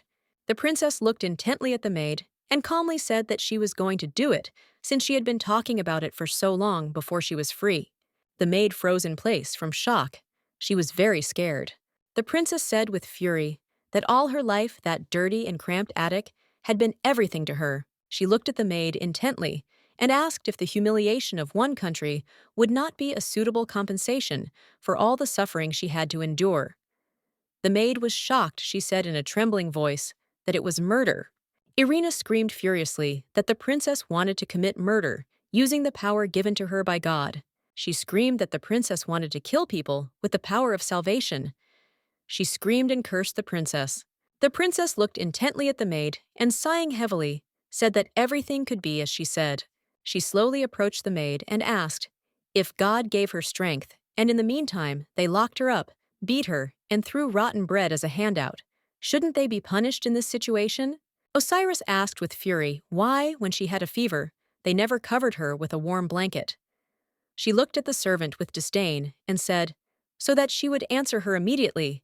She asked why she was not allowed to kill people. Irina was trembling with fear. She said that it was impossible to kill people because of the law. The young lady, in turn, only laughed after her words. She knew she had memories that kept popping into her head over and over again when she was in the dark and icy attic, where the sunlight rarely reached. The most terrible witch who cursed the empire and caused many people to die affectionately called her daughter by name. The witch she saw in her memories until she was brought to the place of execution. She smiled at the child in her arms. The princess pushed the maid angrily, and she fell onto the bed. The young lady was furious and wanted to get rid of her completely. She looked at the maid with fury and hatred as she wanted the country called Trump to be mired in torment. She wanted the whole empire to feel the excruciating suffering. She wanted the empire to plunge into the abyss of despair. She wanted every inhabitant of the empire to feel all the torment that her mother felt before her death. The maid was trembling with fear and called for the princess. The princess looked at the maid with a grin and told her not to worry so much. The princess said with a smirk that she would not kill her right here and now. Osiris said that she would only make all the moisture slowly leave her body. She looked at the maid and said that she would dry her body and lips, and the inside of her mouth would start to crunch, and thirst would tear at her throat. The princess looked at the maid with hatred and said that she would do all this until she thought that it would be better if she died. The princess said that she would squeeze her endlessly. The young lady looked sideways at Aqua and asked how she could do it. Osiria said that it was unusual for her, since it was her first time doing it. The rest she thought about and said that, together with what she touched, a blue spot appeared. Aqua said it was a brand. The maid was shocked and looked at her shoulder, where there was a black spot. Trembling with fear, she asked what it was. The young lady thought for a moment and, sighing heavily, said that it seemed she had succeeded. The young lady looked at the maid with a grin and told her to be happy, since she was the first. But soon the whole empire would become like that. Irina glanced sideways at the princess. She was trembling with fear and rage and could not utter a word. The princess glanced sideways at the maid and said that since they had finished with today's business, it was time for her to return. Irina shouted after the princess that she would definitely tell everything. She said that she was telling everyone that everything was okay with the princess. She screamed that he would certainly tell about the princess being chosen by God. The princess looked at the maid with a smile and said that she would not want anything more than for Irina to spread such rumors alone. She said with a smile that no one would believe her. She asked Irina if they would believe that the princess who had lived for decades as an empty-headed fool was chosen by God. The princess grinned and told the maid to beg her best to save her life. The maid, bursting into tears, shouted at the princess that she was simply crazy. Irina shouted at the princess that God would not forgive her. Irina screamed furiously at the princess that she was a monster and the devil incarnate, and that she was also the offspring of a damn witch. The princess looked at the maid intently and said that when something bad happens to people, they try to find a reason for it, but if they cannot find it, they choose the weakest opponent and let off their steam on him. The young lady looked at Aqua and said that she felt a little sorry to go back like this. Aqua nodded in agreement with her mistress. The maid shuddered, not knowing what awaited her. A moment later, the maid froze in place as she saw a ball of water hovering above her head. She was in shock, did not understand what was happening at all. The princess looked closely at the maid and told her not to worry too much. The princess looked at the maid with a sharp and angry look and said that the nonsense she would tell everyone would definitely become true someday, and people would begin to believe her. The princess looked at the maid with disdain and said that this would happen after her death.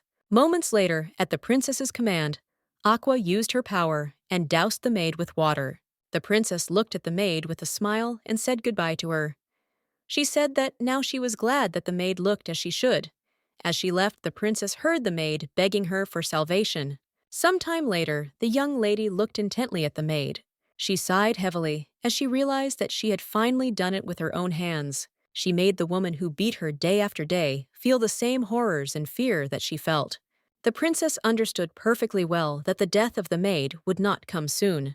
But she knew that in the end, Irina would die slowly and painfully, just as she wanted. Aqua looked closely at her mistress and said with a smile that she was doing well. Aqua happily said that her owner was already getting used to controlling water. The young lady looked up at the sky and asked her friend to also look up at the sky. The young lady looked up at her beautiful sky, as she was now seeing a landscape that she could not see from the attic. It was her first night in life that seemed so fresh. The maid looked at the princess intently and said that there was a lot of hot food served today, and so she would feed her herself. She looked at the princess intently and asked if she understood her. The young lady in turn understood perfectly well that she had no choice and had to obey. She opened her mouth in confusion to be fed. The maid looked at the princess intently and said with a smile that she was a good girl. A moment later, Fidelius entered their room. Looking at the princess, he asked for forgiveness for not being able to come to her last night. He came closer to her and said that unfortunately he had some circumstances. The maid greeted the master with a smile. The young man stood timidly and stood there as he saw that the princess was eating. The princess was shocked and felt uneasy as she had to meet a man in such an inappropriate form. She wondered in confusion whether she should give it all up. Fidelius looked at the princess in surprise and called out to her. The young lady flinched as she didn't expect him to be so close. She sighed heavily as she knew she had to watch her expression. She looked at him with a smile and said that she was eating, and the food was very tasty. Fidelius looked at the princess in surprise and said that it seemed that she was starting to speak faster than he thought. The maid looked at the princess with a radiant smile and said that she was quickly repeating what you were teaching her. Fidelius looked at the princess intently and said to the maid that Mr. Meter also said to talk more with the princess, and he thought that since Mary was with the princess, there was no need to worry. Mary smiled and said that she stood and talked with the princess. The young lady in turn knew that this was the problem since the maid spoke without rest, and it seemed to her as if her eardrums were about to burst. The young people looked closely at the princess. They were surprised. The maid looked at the princess intently and surprised, and said that it seemed that she could drink water on her own. Fidelius looked at the princess in surprise and said that she was simply incredible. Fidelius looked closely at the princess and asked if perhaps she knew what it was in his hands. Osiria looked at the young man with a smile and said that it was an apple. The maid looked at her master intently and said that the princess was an incredibly fast learner, and she was sure that the princess was a genius. She said that it was better to talk to the princess more so that she would remember the words. Fidelius looked at the maid intently and said that he would certainly take care of this, and Mary in turn should talk more with the princess. The maid looked at her master with a smile and said that of course she would do everything and he could trust her completely. The young lady in turn froze in shock. He looked at them intently and said that he had only stopped by for a short while, as he would have to leave soon, and he wanted to give her something. He handed her a package and said that the king had said that it was a gift for the princess. The young lady stood frozen in shock, as she could not believe that the king had given her a gift. She was surprised and did not know what was in it. The young man looked at the princess with confusion and said that she was probably seeing something like this for the first time, but it was called a toy. The young lady, in turn, froze in shock. A moment later, she picked up the wand and stared at it. She looked at everyone present with a smile, but in her soul she was in shock and did not understand what this was all about. The young lady, in turn, was shocked as she understood that the king had told him to give her a gift, and he knew everything about her. She wondered, puzzled, if this was a challenge to a duel. He looked at her intently and said that he wanted to tell her something. Fidelius said timidly that he actually sparred with His Majesty yesterday, and he lost. The young lady stood frozen in surprise, not knowing what to answer. He looked at her intently and said, puzzled, that they had been fighting. The young man mumbled something to himself on the tray, not knowing how to explain to her what had happened. Osiria, in turn, looked at him puzzled, since she did not understand what they were talking about. She knew perfectly well that he didn't need to explain anything to her, but he still tried. A moment later, he decided to show everything with a visual example. The young lady shuddered, as she did not expect to see such a sight. He looked at the young lady intently and said sheepishly that he had fallen, and that was called losing. He looked at her intently and asked if she understood what he was talking about. The young lady sighed heavily and looked away as she was going crazy. He looked at her in surprise. The young lady sighed heavily. She understood that if the king won the sparring match against this knight, then he was not just— He looked at her intently and asked her not to be too disappointed. The young lady looked at him in surprise, as she did not understand what he was talking about. Fidelius told the princess that next time he would win. Osiris looked at him intently. She didn't understand why her heart was pounding so much. He looked the princess in the eyes and said that His Majesty said that he wanted to meet her once. The young lady froze in shock, as she did not expect to hear such a thing. She was puzzled and did not understand why the king wanted to meet her so suddenly. A moment later, the young man began to explain to her, using the example of fruits, that the king wanted to meet her. He stood there embarrassed after his explanation. A moment later, he timidly said that he had things to do and needed to leave. The young lady thought for a moment about the king calling her for an audience. She wondered if it was related to what had happened. She knew perfectly well that no one had seen them. The maid looked at the princess with a radiant smile and asked if she would like to try the apple. The young lady froze for a moment, remembering the previous night. She remembered how the maid screamed and how she insulted her. A moment later, the princess pushed the maid away. Mary was taken aback, as she did not expect such a thing from the princess. The maid looked timidly at the princess and asked excitedly if everything was all right with her. The princess looked at the maid with a smile. She did not understand why her heart was beating so hard. Fidelius thought for a moment as he took a shower, wondering what she was doing now. He looked closely at the table where the pencils and paper lay. He was sure that this would help in her development.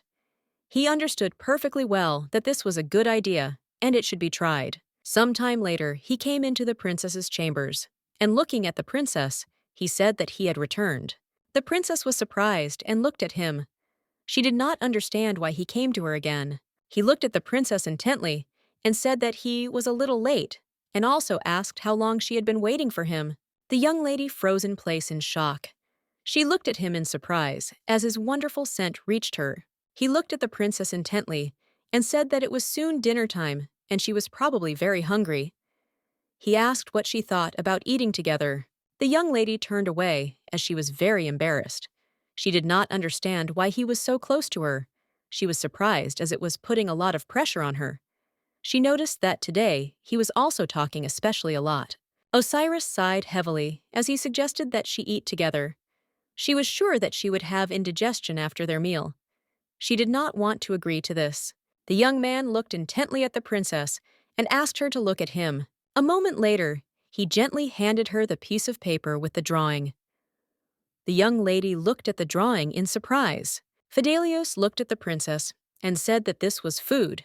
He looked at the princess and said that the picture showed how to eat properly. Looking at the princess, he said that if she wanted to eat, she could just tell the servants about it. Fidelius showed her another drawing and said that by services, he meant this man who was depicted on the paper. The young lady thought for a moment as she looked at the image. She thought that there was a capable artist in the estate. He looked at her closely and asked if she could figure out who it was. A moment later, the young lady saw a beautiful drawing and froze. Osiris stared at the drawing for a moment, wondering if it was Fidelius. The young lady looked at her companion in surprise and asked if it was really him. He looked at her with a smile and said that it was true. He looked at her timidly and asked if she knew his name. Looking at the princess, he said that it was there and she had it too, and he was now talking about the name. A moment later, the young man called out to the gentle princess of his name. He said with a smile that he had heard that her name was Osiris. The young lady froze in embarrassment. She didn't understand why her heart was beating so fast. She was confused because he didn't call her princess, not a child witch or empty-headed fool. She was shocked because he called her by her name. Osiris froze in shock and confusion as she now understood what it felt like to have someone call him by his name without hatred or anger. A moment later, she called his name softly, and he flinched. The young man timidly asked her to call him again. The young lady looked at him shyly. Fidelius looked at her closely and asked with a smile if she could say again what she had just said. The young lady timidly looked away from him. She did not understand why he kept asking her. She was embarrassed by this. She knew that there would not be a second time. A moment later, the maid entered the room and called her master. Mary looked at the young men in surprise and said that she had been looking for the master everywhere. She looked at them with a smile and said that the preparations for the meal were complete. He looked intently at the maid and said that he understood everything and they would soon come down. He looked at the princess intently and thanked her with a smile for calling him by name. A moment later, the young lady caught him by the sleeve and pulled him towards her. He froze in place because he didn't know what was going on at all, but a moment later, the princess said her name. He turned around in surprise and asked what she was talking about. The young lady, in turn, said in embarrassment that her name was Osiria. She was shocked and did not understand what she should do in this situation. It seemed to her that human greed has no limits. He looked at the princess in surprise and asked if she was really asking him to call her by name. He sighed heavily and asked the princess for forgiveness. He said that it would be a little difficult. She was surprised, looked at him as she did not understand what he was talking about. He timidly asked her to understand him, and also said that he had forgotten something. A moment later, he began to show her the drawings and the people that were depicted on the paper. She froze in surprise, looking at the young man because she did not understand why he refused. She wondered if this was some kind of problem. She was in shock. She did not understand why he refused her so abruptly. For a moment, she was angry and told herself that she didn't really want to be called by her first name. She looked at him intently and said that she wanted to eat. The young man sheepishly asked her for forgiveness and said that they had chatted too much. He smiled and said that they could go down to the dining room together. He said with a smile that next time he would draw a princess and even more different things. He looked at her intently and said that today, unfortunately, he did not have enough time, and this is all he could draw. The young lady looked at him in surprise, as she did not expect that he would draw for her himself. She looked at the young man intently and in surprise, and asked if he had really drawn this. He said with a smile that it was so because he thought that it would help her. The young lady in turn froze, looking at the drawings, as she could not believe that he himself did all this because of her. She looked at him closely and wondered if everything he did for her could be summed up in one word: politeness. She understood that even expensive gemstones were not treated with such care. She understood perfectly well that in reality, she was mired in the swamp and rotted along with it. She was puzzled because it all weighed on her, and she began to worry all the time. She was very afraid that one moment she would blink and suddenly find herself back in the attic. She was afraid that when her game was revealed, this concern would disappear. He looked at her intently and said that he would take her to the dining room immediately. Osiria looked at the young man and wondered until what point he would continue to speak and act with such affection. Some time later, they were already sitting in the dining room. The young lady looked in surprise at the beautiful, elegant table. She noticed that there was no rotten bread on the table, although this was obvious to her. She looked at the baby bib in surprise. She was a little surprised and puzzled, as she knew that she was not a child. He slowly cut the meat and looked sideways at the princess with a smile. He said that she was probably hungry and asked for forgiveness for making her wait. He smiled and told the princess that the food was hot, so she would have to wait a little. The young lady looked at the plate in surprise. She wondered if he had cut the meat she would eat. She knew perfectly well that this was not necessary, but she was still very surprised. He looked closely at the princess, and a moment later handed her a piece of meat. He looked at the princess with a smile and told him that she needed to open her mouth. The young lady froze in shock. She realized that she was now experiencing déjà vu. She remembered how recently the maid had also fed her. She understood perfectly well that they needed to know the measure. With lightning speed, the princess took the fork with meat from him and began to eat on her own. The young man looked at the princess in surprise, as he did not expect this. He looked at her in surprise and asked if she was sure that she could eat on her own. The young lady, in turn, understood perfectly well that of course she could eat on her own, even though she was pretending, but she wanted to look unsightly in moderation. He looked closely at the princess and asked if she really would eat by herself. A moment later, the princess froze in place as she saw that he had drooped. She did not understand what was going on. She was surprised and did not understand why he was so disappointed.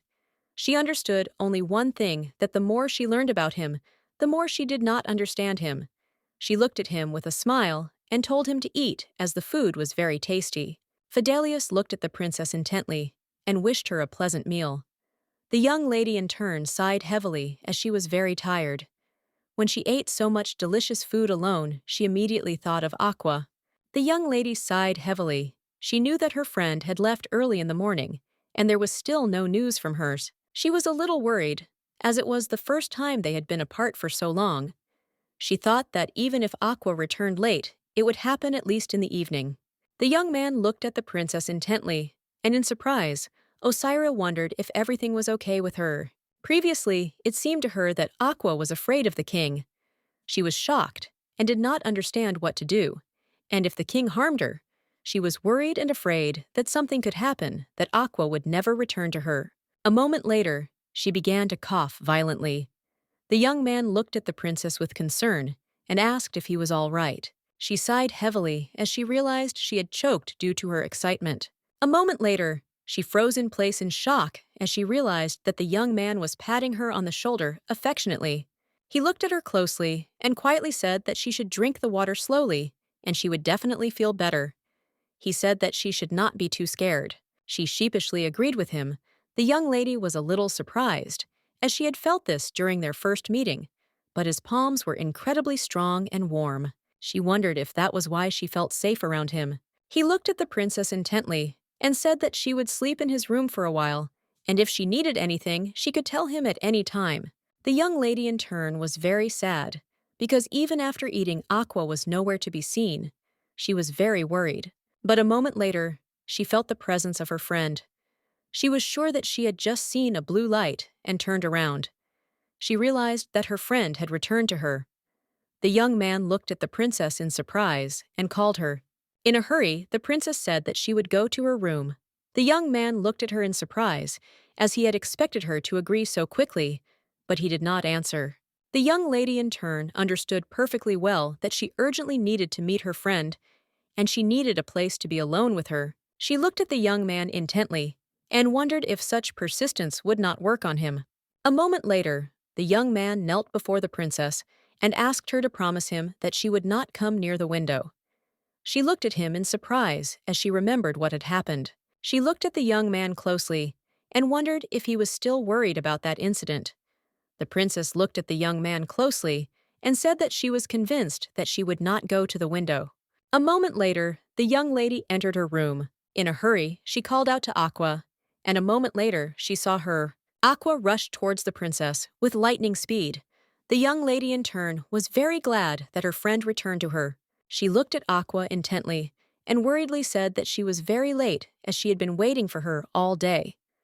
Aqua in turn timidly asked her mistress for forgiveness. Aqua said that she still tried to return before nightfall. The young lady in turn understood perfectly well that all this was not important now, and the main thing was that she still returned to her. She looked at Aqua intently and asked what she was doing with the king. Aqua sighed heavily and said that she was only talking to him, and he really likes to joke around, so he kept her for a long time. The young lady was taken aback for a moment, as she did not know whether it was true that the king she had seen recently liked to joke. She sighed heavily and said that it seemed that he knew that she was normal. Aqua looked at her mistress intently and said that the king knew everything, and it seemed to her that the king really wanted to meet her. The young lady was surprised, as she did not expect to hear such a thing.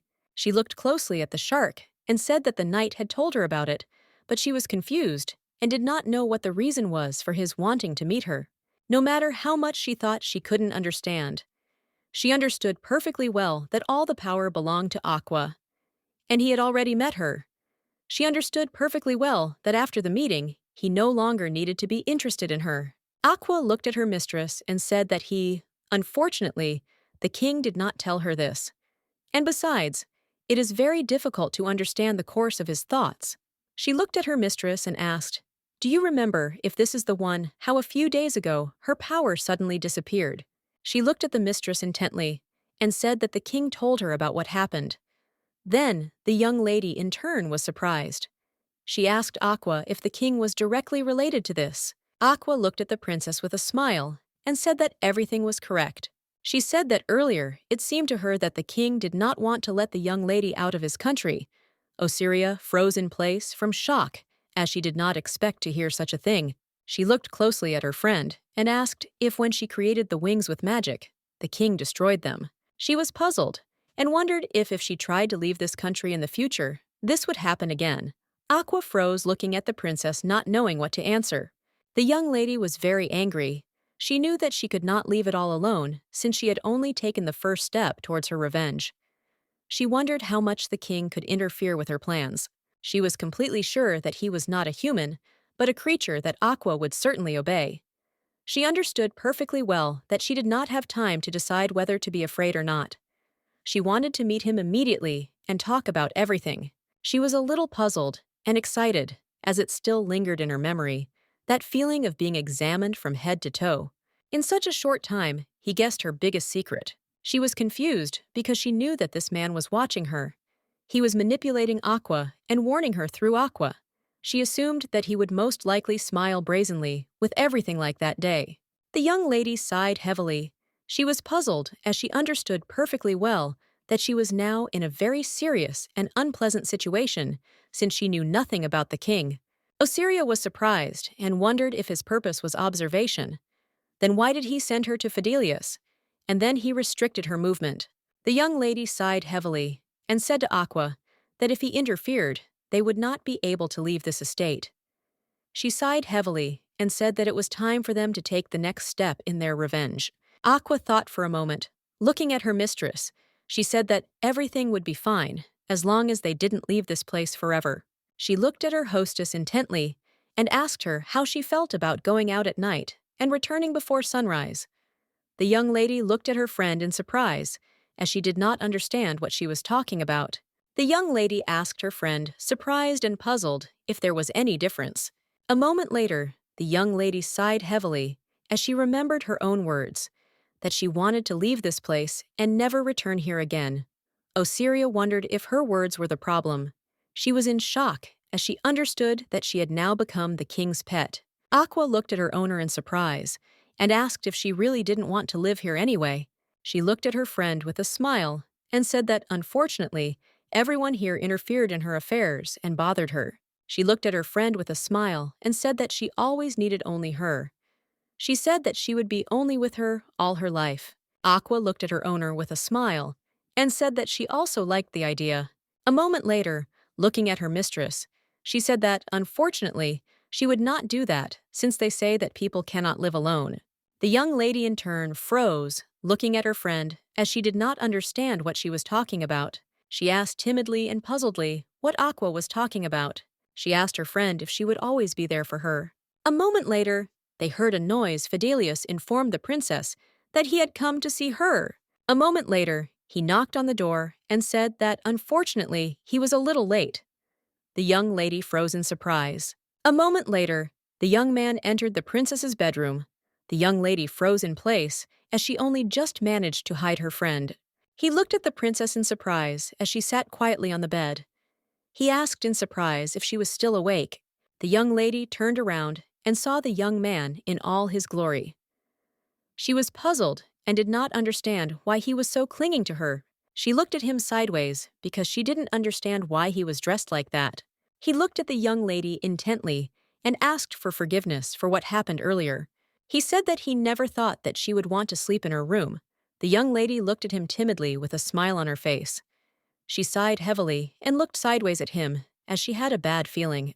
She looked at him in surprise and asked if he was really going to sleep here. He sighed heavily and said that she could ignore him, since he would also fall asleep after she fell asleep. The young lady in turn was very much alarmed. She knew that the matter was not in a dream at all. She simply had business that night.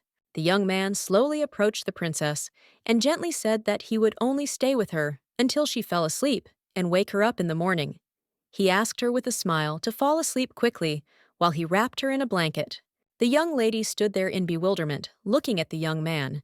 She looked closely at his soft smile as she understood that her friend was right, and this was a very good place for her future life. But unfortunately, she found it all very strange since she was constantly shown kindness. She thought for a moment and wondered if it was possible that such warmth would be natural for her too. The young man looked intently at the young lady who was already falling asleep. He wished her good night with a smile. Aqua slowly crawled up to her owner and began calling her. The young lady looked at her friend in confusion. Aqua told her mistress to quickly wake up and get up as the human man had finally fallen asleep. Aqua looked at the young lady intently and said that if she was going to the Empire, then they needed to leave right now and couldn't stay any longer. After hearing her friend's words, the young lady woke up completely. She timidly apologized to her friend as she had fallen asleep for a while. Aqua told her owner that everything was fine for now, but they needed to hurry. The young lady in turn said that she understood everything and began. A moment later, the young lady looked at her friend and timidly said that they seemed to have missed something. Aqua looked at her mistress in confusion as she did not understand what she was talking about. The young lady looked timidly at her friend and looking at the young man asked her if they could get out unnoticed since he was sleeping on the ground. The lady looked closely at the knight who was sleeping quietly. She wanted to pass unnoticed so as not to wake him. A moment later, she heard him make a long, drawn-out sound, and she winced, worried that he might wake up at any moment. She was puzzled because she knew that this was a big problem. She understood perfectly well that she needed to observe the people from the empire, but she didn't know how to do it. Aqua looked closely at the owner and with a smile told her not to worry too much. Aqua said with a smile that she had a solution to any problem. She told her owner to believe her and follow her. Sometime later, the young lady and her friend were already hovering over the water surface. The young lady stood frozen, looking at the pond, as she knew it was a very beautiful sight. She had no idea that there was such a beautiful pond in her backyard. Aqua looked at her mistress and said with a smile that she seemed to have already gotten the hang of flying. The young lady looked at her friend with a smile and asked if she thought so too. Osiris looked at her friend intently, as she understood perfectly well that she was capable of anything, and it had always been that way. She was surprised as Aqua, with her small hands, created a thin curtain of water around Fidelius, and thanks to him, they were able to easily and quietly get out of the room. She looked closely at her friend and asked worriedly if there would definitely be no problems. Aqua, with a proud smile on her face, and said that of course everything would be fine, and if they were not too late, everything would be fine, and this curtain would hide even the quietest sounds. She looked at her friend intently and said that they needed to get back before the young man woke up. But she was taken aback for a moment because it seemed to her that this water was connected to some place.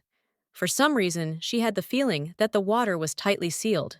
Aqua said with a smile that everything was correct because the pond was an artificial body of water dug by people. She said with a smile that they would still find their way through it. The young lady froze as she enjoyed the beautiful sight. She had never seen anything like it before. She stood still for a moment as she was fascinated by the blue light from the pond. Aqua looked at her mistress with a smile and called her. Aqua smiled as she looked at her mistress and said that she should jump into the depths of the pond. The young lady, in turn, froze in shock on the spot, as she did not expect such a thing. She looked closely at Aqua and said anxiously that her explanation was not enough, as she was afraid to jump unexpectedly into a pond of water. She looked closely at the pond, as it looked much deeper than her bathtub. But she was surprised as she did not feel any fear at all. Something just attracted her. A moment later, she finally made up her mind and jumped into the lake. She knew that everything would be okay, as she trusted her friend. With lightning speed, she dived into one lake. She was surprised because she was diving into this one. She thought that it would be cold there, and that she would start to lose her breath. But fortunately, everything was the opposite. Aqua swam up to her owner with a smile and asked if this was all surprising. She looked closely at her mistress and said with a smile that she could breathe and even talk while underwater. The young lady in turn was surprised, as she did not expect such a thing. Aqua said with a smile that her mistress was just great, but now she would have to jump again. She used her magic, and her lady noticed a new glow ahead of her. The young lady said that she would believe her and jump immediately. A moment later, the young lady froze and looked at her wrists in surprise, as she did not understand what they were. Some time later, the young lady found herself on the surface. She was surprised because her view had changed. She looked around in surprise and, looking at her friend, asked where they had ended up. But a moment later, the young lady sighed heavily and said that she thought she knew where they were. She saw a deserted land. She noticed the thick air, which had no moisture at all. She realized that they were now in the Empire. Aqua looked at Osiria with a smile and said that they were in the village of Richel, which was very close to the capital of Trump. Aqua said that there was no longer a full body of water anywhere else in the Empire. The young lady in turn looked at the water. She knew it would be more correct to call it a puddle, not water. A moment later, she called out to her friend. The young lady looked closely at her hands and said that just before she fell into the hole, she had this on her wrists. She looked closely at her wrists and said that this was the first time she had seen such magic. She said that these circles felt like water. She looked at her friend closely and asked if she did it. Aqua looked at her owner confused and said that it wasn't her. Aqua looked at the young lady closely and said that she thought it would be better if they hurried. She said that unfortunately, they didn't have much time, so they should quickly do what needed to be done and return. The young lady thought for a moment as she realized whose handiwork this was. This magic seemed unusual to her. Now Assyria was sure that it was created by the king.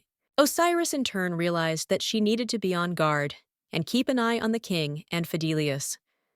She glanced sideways at her friend and said that they needed to hurry since she didn't want to linger in this disgusting place either. The young lady knew full well that she would have her fill of ridicule at him and at the sight of an empire that would soon be destroyed. Some time later, she was walking around the outskirts of the village. The young lady glanced sideways at the fruit counters. She thought that the same kind of fruit Mary had given her was on display, but she noticed that they were a completely different size. Osiria understood that not only the fruits, but also the expressions on the faces of all the people were the same, dark and exhausted. While walking down the street, she accidentally collided with someone. She screamed in pain. The man fell to the ground with a thud. The young lady rushed to him and asked for forgiveness. She asked if he could get up. She froze in shock as she saw the exhausted look of the man. Aqua sighed heavily and told her mistress to leave the man and go quickly, as he would soon die anyway. Aqua looked at the man closely and said that he was barely breathing, so tonight would probably be his last night. The young lady in turn was shocked, as she did not understand why he would die tonight. She was shocked and wondered why no one cared. It was all foreign to her. A moment later, she froze in shock as she saw a man crawling on the ground, shaking and asking for water. The young lady looked at her friend and asked in confusion if there had once been a river here. Aqua said that from a village located a little further north, a river flowed here. The young lady was surprised and did not understand why the man was looking for water here instead of going to the river. Aqua said that the young lady would understand it when they got there. Now she understood why her heart had been ready to jump out of her chest for some time. She wondered if it was because of the irritating and unpleasant air. Some time later, they arrived at the place. The young lady froze in place from shock. She shuddered and felt uneasy. Aqua sighed heavily and said that if all the surroundings of the river were like this, it would be very difficult to get into the water. The young lady in turn was shocked, as it was the first time she had seen something like this. She thought for a moment, and looking at everything that was happening, she said that it looked like a living hell. The young lady looked at the young people in bewilderment. She was puzzled and did not understand what they were going to do, but a moment later, fire burst into flames before her eyes. She froze in shock. The man shouted to his subordinates not to miss a single person as they needed to burn them all. The young lady froze in place as she suddenly saw before her eyes the image of her own mother being taken away from her life. They were chanting like hotels for her to be executed as quickly as possible. Aqua looked at her mistress, who sat with tears in her eyes. She said that all people would die anyway, and she didn't need to be sad about someone's death. Osiris couldn't take the weight any longer. She fell to the ground with a bang. Aqua rushed to her mistress in a hurry. She was very worried about her. The young lady in turn was breathing heavily. She felt very bad. She knew that Aqua had told her earlier that the death of her mother and the death of people was natural, but she did not understand why her heart was breaking so much from the sight of all this. Aqua looked at the young lady closely and told her to calm down as she was about to tell her some news that would make her happy. She said that very soon the water from this river would no longer be usable. Aqua said that it meant that no matter what method people used, they would destroy themselves. The young lady looked at her friend intently. She didn't understand what she was talking about, and it seemed to her that she didn't know something. A moment later, the young lady shuddered. She looked at her friend and hastily said that the bracelet was very hot. Aqua looked intently at her mistress and said that she had completely forgotten about it. Aqua said that it seemed like the time limit would end soon, and they needed to head back quickly. She looked at her mistress intently and said that the king might be angry. The young lady in turn froze in place, not knowing what to do. She was puzzled since the hot air reached even her. She was sure that people were still alive, and she heard a scream. She looked into the distance and wondered if she were to rain heavily on this place, would the people be able to survive? Aqua looked closely at her mistress and said that she was in a hurry. Aqua was excited and told her owner to quickly take her hand. The young lady in turn realized that all those people were just losing their lives because of their weakness. She told herself that this did not apply to her at all. Sometime later, the young lady was sitting in the lake. They returned back to the estate with lightning speed. Aqua looked at her mistress with a worried expression and asked if she was in any pain. She wanted to know if her mistress was okay. The young lady was silent for a moment, but a moment later, she said that she was fine, just a little tired. Osiria looked at her friend intently and said that it was time for them to return before Fidelius woke up. The young man, in turn, slept quietly, suspecting nothing. Some time later, the young lady and her friend flew up to the window. Osiria looked at Aqua intently and told her to be quiet, as they needed to get inside quietly. Some time later, the young lady quietly came down and slowly closed the window, but it creaked quietly. She looked back and stared at the young man who was sleeping quietly. The young lady was very glad, because she saw that the young man had been sleeping and had not woken up while they were gone. She slowly walked closer to him and looked at him intently, as she saw that this time he was sleeping on the floor. She was surprised and did not understand why he was behaving like this. She knew that this place was his home, and it was he who had to live with her because of her circumstances. She wondered if in that case shouldn't she sleep on the floor. She sighed heavily, as she couldn't understand this man at all. The young lady slowly climbed into her bed. But a moment later, she flinched as she heard him calling her, and she froze sitting on the bed. He looked at her in surprise and asked why she woke up so late. He asked if she really needed something. The young lady was in shock. She did not understand from what moment he had not slept. She looked closely at the young man and wondered if he had seen her fly through the window. Fidelius slowly walked up to the young lady and carefully covered her with a blanket. He said that there was still a lot of time until the morning, so she could sleep longer. The young lady froze in surprise. A moment later, looking at the young man, she wished him good night. He smiled and wished her good dreams. The young lady sighed heavily. She felt relieved as she realized that he seemed not to suspect anything, but in turn, she was a little puzzled, as it seemed to her that the lies were only accumulating. The young lady worriedly asked Aqua if there was anything bad that she had done today. Aqua thought for a moment and said that it was not. The young lady in turn understood that she had done nothing of the sort, since they all had nothing to do with her, and she had no need to think about people at all. She understood perfectly well that she had more important things to do. The young lady slowly fell asleep as she was very tired. After a while, she froze in shock and looked closely at her hand. As she did not see the sign, she froze with surprise on her face and called her friend. She sighed heavily as she realized that she was having the same dream again. It was a completely black world in which she found herself without her friend. The young lady took a deep breath. She knew that today she had to go through this. A moment later, she saw her mother in the distance, who was pregnant. Looking at her mother, who was smiling tenderly, she felt sad. This dream reminded her of the past. Sometimes she thought that it would only show the scene of her mother's murder, but from time to time she returned to the more distant past. The woman with a smile on her face gently stroked her belly and told her daughter that earlier, when she was very little, she traveled around one North Island. She looked closely at her mother, whose face looked happy, even though the blood of the man she hated so much flowed through her. With great love, her mother told her stories every night. The stories were from her life as a nomad. She told of a long journey around the world. The child in her belly could not even understand her words, but she did not miss a day of this ritual. The lady looked at her mother with tears in her eyes and asked her to throw the child away and run away. She screamed for her mother not to sit idly by, for she had to know what would happen to her in the future. A moment later, her sleep was interrupted. The image of her mother disappeared. Osiria froze in place, not understanding what was happening. A moment later, she heard a very loud scream, and turning around, she saw a terrible flame, and in it, the head of her mother. The lady shuddered. She moved away from the fire, but still continued to hear the scream. Hands reached out to the young lady from the fire. She screamed and asked them to let her go, but they kept asking her for water. She was in shock and did not want to see such dreams anymore. Fidelius shook the young lady. He wanted to wake her up. He was agitated, but looked at her and asked if she could hear him. The young lady in turn pulled herself closer to the young man and called him by name. He froze in bewilderment, looking at the princess. She in turn understood perfectly well that everything was fine with her and it was just a dream. She only glanced at the past, reflected in the mirror surface of the water. She knew that her heart could not hurt anymore. For some time, the young man quietly and tenderly hugged the princess until she calmed down.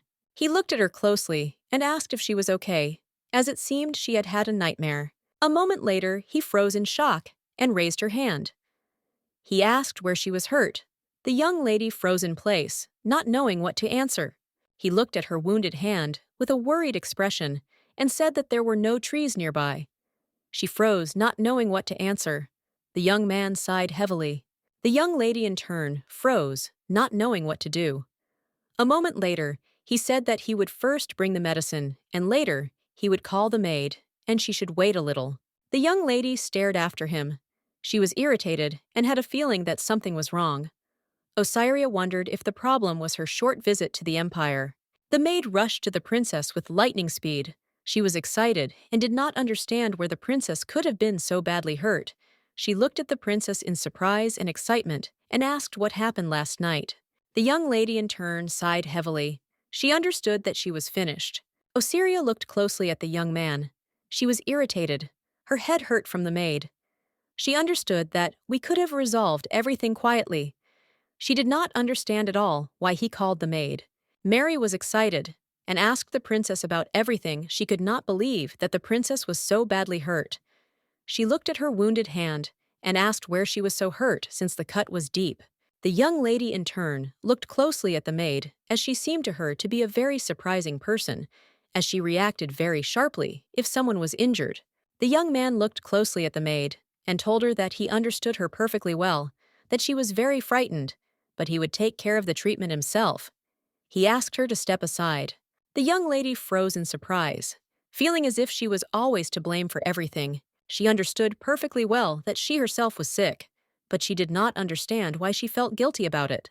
The maid looked at the princess intently, and with a smile told her to look at the beautiful toy that she would now receive. The maid, with a smile, said that if the princess endured the treatment, she would give her the toy. The young lady, in her turn, was puzzled. She did not understand how long they were going to treat her like a child. The young man looked at her sideways and told her to give him her hand. The young lady slowly extended her hand to him and shuddered when he touched it. Fidelius. After finishing the treatment, he looked at the young lady closely and asked if she went anywhere last night. The princess froze in shock as she didn't know what to answer. Her heart was beating very fast, and she was taken aback and said that she had not gone anywhere. He looked at her intently and asked if it was true. The young lady froze, not knowing what to answer. She did not understand why he was asking her such questions. She understood perfectly well that if he continued to talk about such things, then she would tell him everything. She knew that this could not be allowed. A moment later, the young lady rushed to her maid and grabbed her hand. The maid was taken aback as she was in shock. The young man looked at the princess in surprise and called her. A moment later, he sighed heavily and asked her for forgiveness. But a moment later, he said that it was time for him to go to the palace, so he would leave them. The young lady sighed heavily. She realized that on the first day when she came to his estate, she noticed that he was very patient. As she watched him go, she thought that perhaps he would soon reach his limit. The young man slowly left the young lady's room. He sighed heavily as he could not understand anything at all. He knew perfectly well that this wound could not have been received inside the room. He knew that until yesterday she had been fine, and there were no visible signs of violence. He thought back to last night and wondered for a moment if perhaps she had not just woken up while sleeping, but rather had been climbing into bed. He wondered if she had returned to the room after going outside. He was surprised and couldn't understand how it happened, as he knew that he was a light sleeper, so he couldn't help but notice her leaving. But what worried him even more was that look accustomed to pain. He knew that it was not such a small wound that could be ignored. His head was splitting from such thoughts, but unfortunately he could not understand what was happening to the princess at all. The young man froze in surprise, looking at the king as he looked exhausted. He looked closely at the king and asked excitedly if he had slept well the previous night.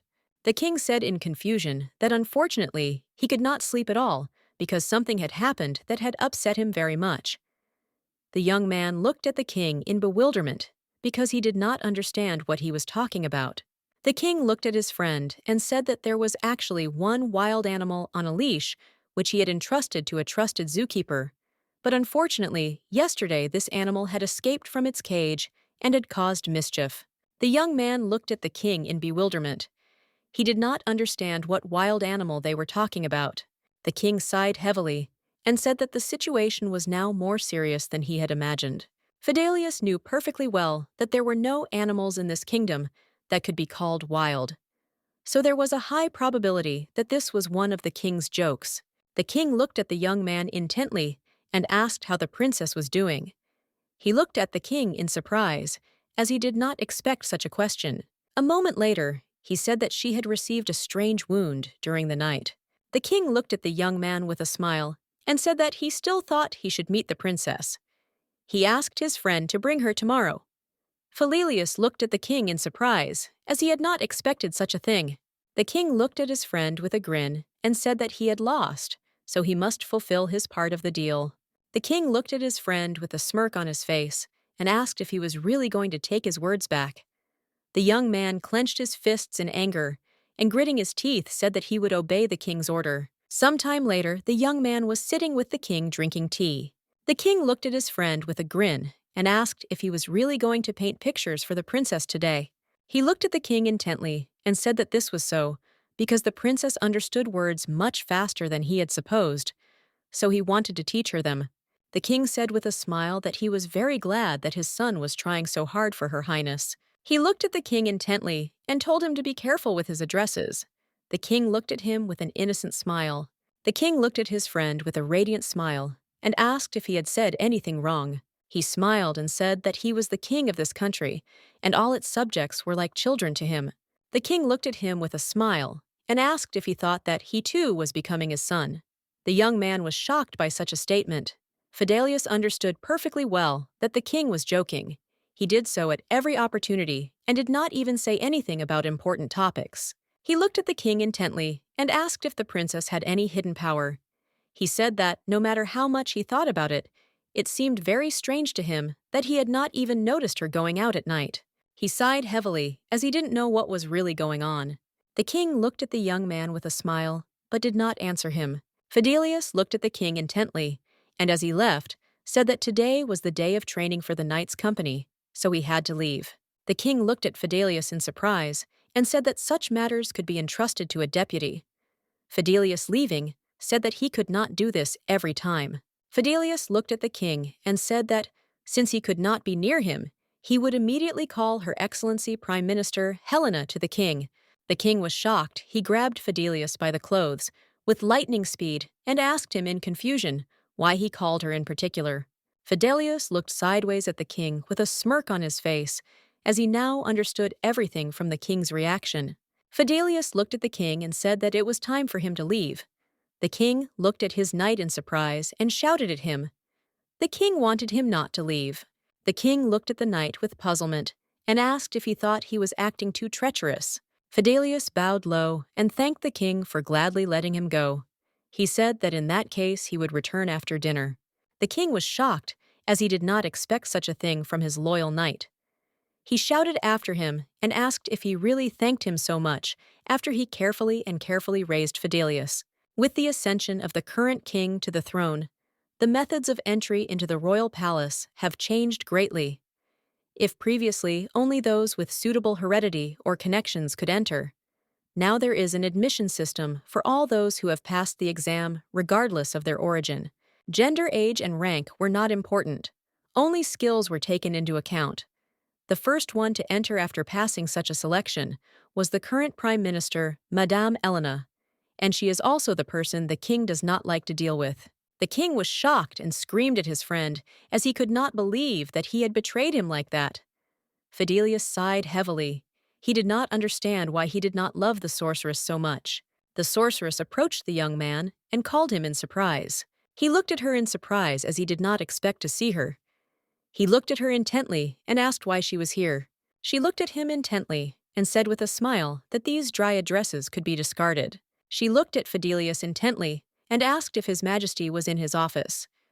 Fidelius looked at the sorceress intently and said that the king was just about to call her. She froze in shock, as she did not expect to hear such a thing. He looked at her closely and realized that she had reasons why she came to the king so soon. He looked at her closely and asked if there was really a lot of work to do. She sighed heavily and said that it was obvious and not just a lot. She said that she heard that he was taking care of the princess of the empire. She looked intently at the young man and asked how she was. He froze for a moment, not knowing what to answer. For a moment, he wondered what the princess was really like. He knew that she was sincere, kind, and smiled very often. A few days ago, she drank water herself without their help, and for him, this was already a big progress. He looked into the distance with a soft smile and said that she really was an incredible person. The young lady, in turn, froze in place as she was surprised by such an expression on the young man's face. She had never seen him speak about someone with such a soft smile before. She looked at him intently and asked if that was really the case. He looked at her in surprise and asked what was wrong with her face. He asked if there was any problem. The young lady was taken aback and said that that was not the case at all. She looked at him intently and wondered if he was a complete fool. He looked at her in surprise as he did not understand why she was acting like that. She looked at him intently and said that she would take the king into her care for a while so he could concentrate on military matters. The young lady sighed heavily and said that it seemed to be time to get ready a little. She looked intently at the young man and said that it was time for her to go. He looked at her in surprise and asked if she was sure she could handle it. Since he knew that His Majesty was not in the best mood today, the young lady in turn sighed heavily and said that he would certainly cope with the king. She turned around and looked at him with a smile. She said that she alone was enough, since this was not the first time this had happened. She looked at him with a smile and told him not to worry and to go about his business. She said that he need not worry, since His Majesty would not be able to leave the office until they had finished all the work. Fidelius respected the young lady, and he could say with certainty that the young mistress was the only person in this kingdom who was capable of keeping the king in her hands. The young lady looked closely at the toy she had received from the maid. She saw that the toy was very shabby and looked completely useless. Aqua looked closely at her mistress and asked with a smile if she was tired. The princess sighed heavily and said that, fortunately, she was not. She looked closely at her friend and said that she thought she would have to keep a close eye on him when she decided to go outside. The young lady sighed heavily and said that the man was very smart. Puzzled because he had noticed her wound, she couldn't find her place. She in turn hoped that he hadn't thought of something strange. The young lady looked at her friend and said that she was interested in something. Aqua looked at her hostess with a smile and said that she could ask any questions. Osiria told her friend that she wanted to talk about the river they saw when they went to the Empire. She looked at her friend and said that, then she said that they could no longer use the water from that river. Aqua looked at her mistress and said that it was all because of the poison. She said that over time, human corpses become poison. She looked closely at the owner and said that if they were left near the river, the poison would get into the water through the ground, and the water would become polluted. The young lady in turn was shocked as she did not expect to hear such a thing. A moment later, she sighed heavily as she realized that this was all happening because of the poison. She knew it made sense. She knew they were really cruel, and the scene she saw made her dizzy. She was confused and didn't know how many people those people had burned. But she knew perfectly well that it wasn't the first time she thought they had set fire to corpses many more times. Aqua looked at her mistress intently and said that it was obvious what would happen after prolonged consumption of such water. She said that unfortunately, it had a very bad effect on the human nervous system. She sighed heavily and said that when it gets dirty, the victim will begin to suffer. The young lady looked at her friend in surprise and shock. The young lady in turn sighed heavily and wondered what would happen if all those people could drink plenty of clean water. A moment later, she was taken aback as the maid walked into the princess's room with a smile and said that she had brought her some food. She thought that the princess was hungry. The young lady in turn froze in shock and stared at her friend as she did not expect the maid to come to her so suddenly. The maid in turn froze in place, looking at the princess. A moment later, she looked at the princess with a smile and said that she seemed to like the toy she had given her very much. Mary told the princess with a smile that she was very worried that she would be unhappy with such a gift. The princess in turn nervously hugged the toy. She hoped that the maid did not notice anything. She sighed heavily as the maid had frightened her very much with her sudden arrival. The maid approached the princess with a smile and asked if she would lend her the toy for a while. Mary greeted the princess with a smile on behalf of the rabbit. She said with a smile on her face that she came there because she liked the princess. She looked at the princess intently and in the name of the rabbit asked her to hug her tighter. The young lady in turn was surprised, and about the task, but looked at the maid as she saw that she had taken up her task again. Osiria sighed heavily. She was very tense and did not understand how long she had to play along with such childish jokes, but in turn, she agreed with a smile. Mary looked at the princess with a smile on her face as she was happy. A moment later, she looked at the princess with a radiant smile and said that she actually made it herself. Mary smiled and told the princess that it was a gift from her. The maid timidly said that the toy was not very firm because it was the first time she had made something like that. The young lady in turn froze in shock. She asked herself if Mary had made the toy especially for her. A moment later, she saw her pricked fingers. For a moment, the princess was sad, as it was the first time in her life that she had received a gift. A moment later, she tenderly stroked the maid's head and praised her. Mary froze in shock, as she did not expect such a thing. The young lady in turn knew that her friend liked it when she did this. The maid thanked the princess with a smile. She looked at the princess intently and said with a smile that she was very happy because the princess thanked and praised her.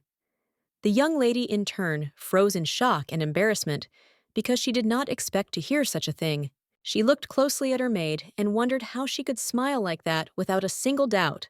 The young lady in turn sighed heavily, for she knew that Mary was very different from her.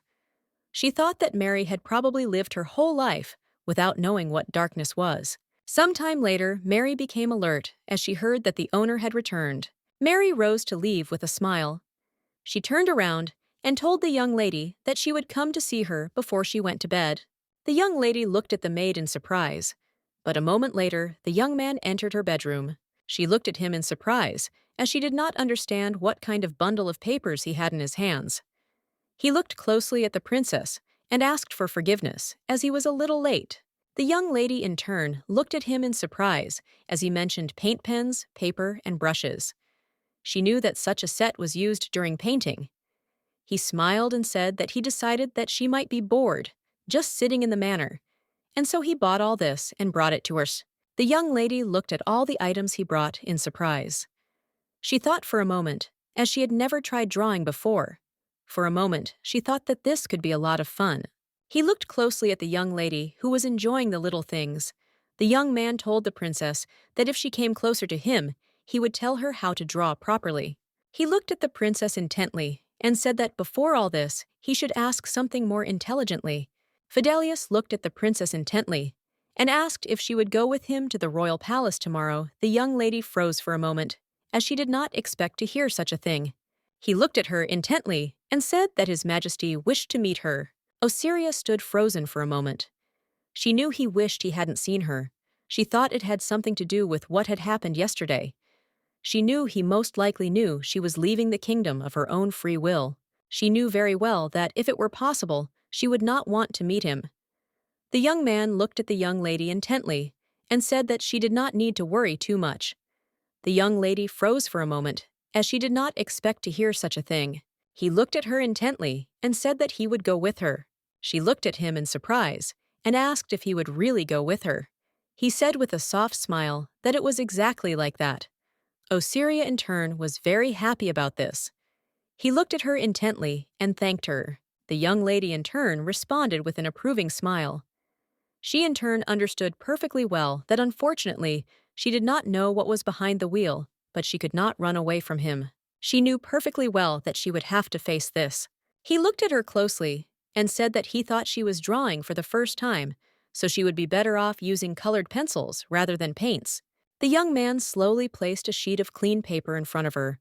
For a moment she froze, as it was the first time in her life that she had seen such beautiful and snow-white paper.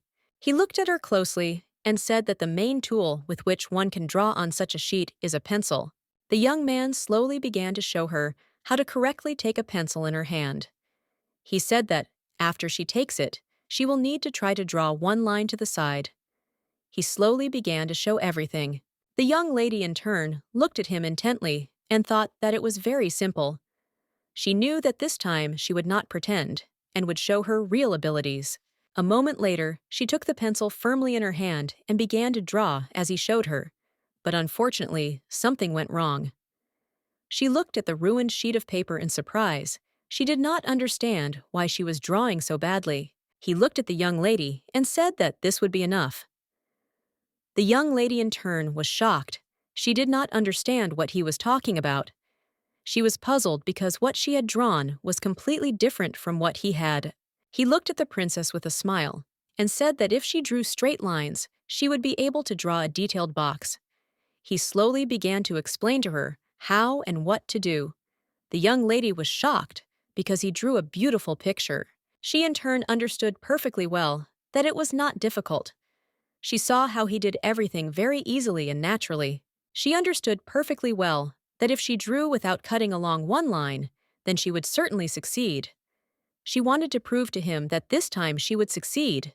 The young man in turn froze in shock. She was perplexed and did not understand why she was not succeeding. He looked closely at the princess and said that drawing required creativity and reinterpretation.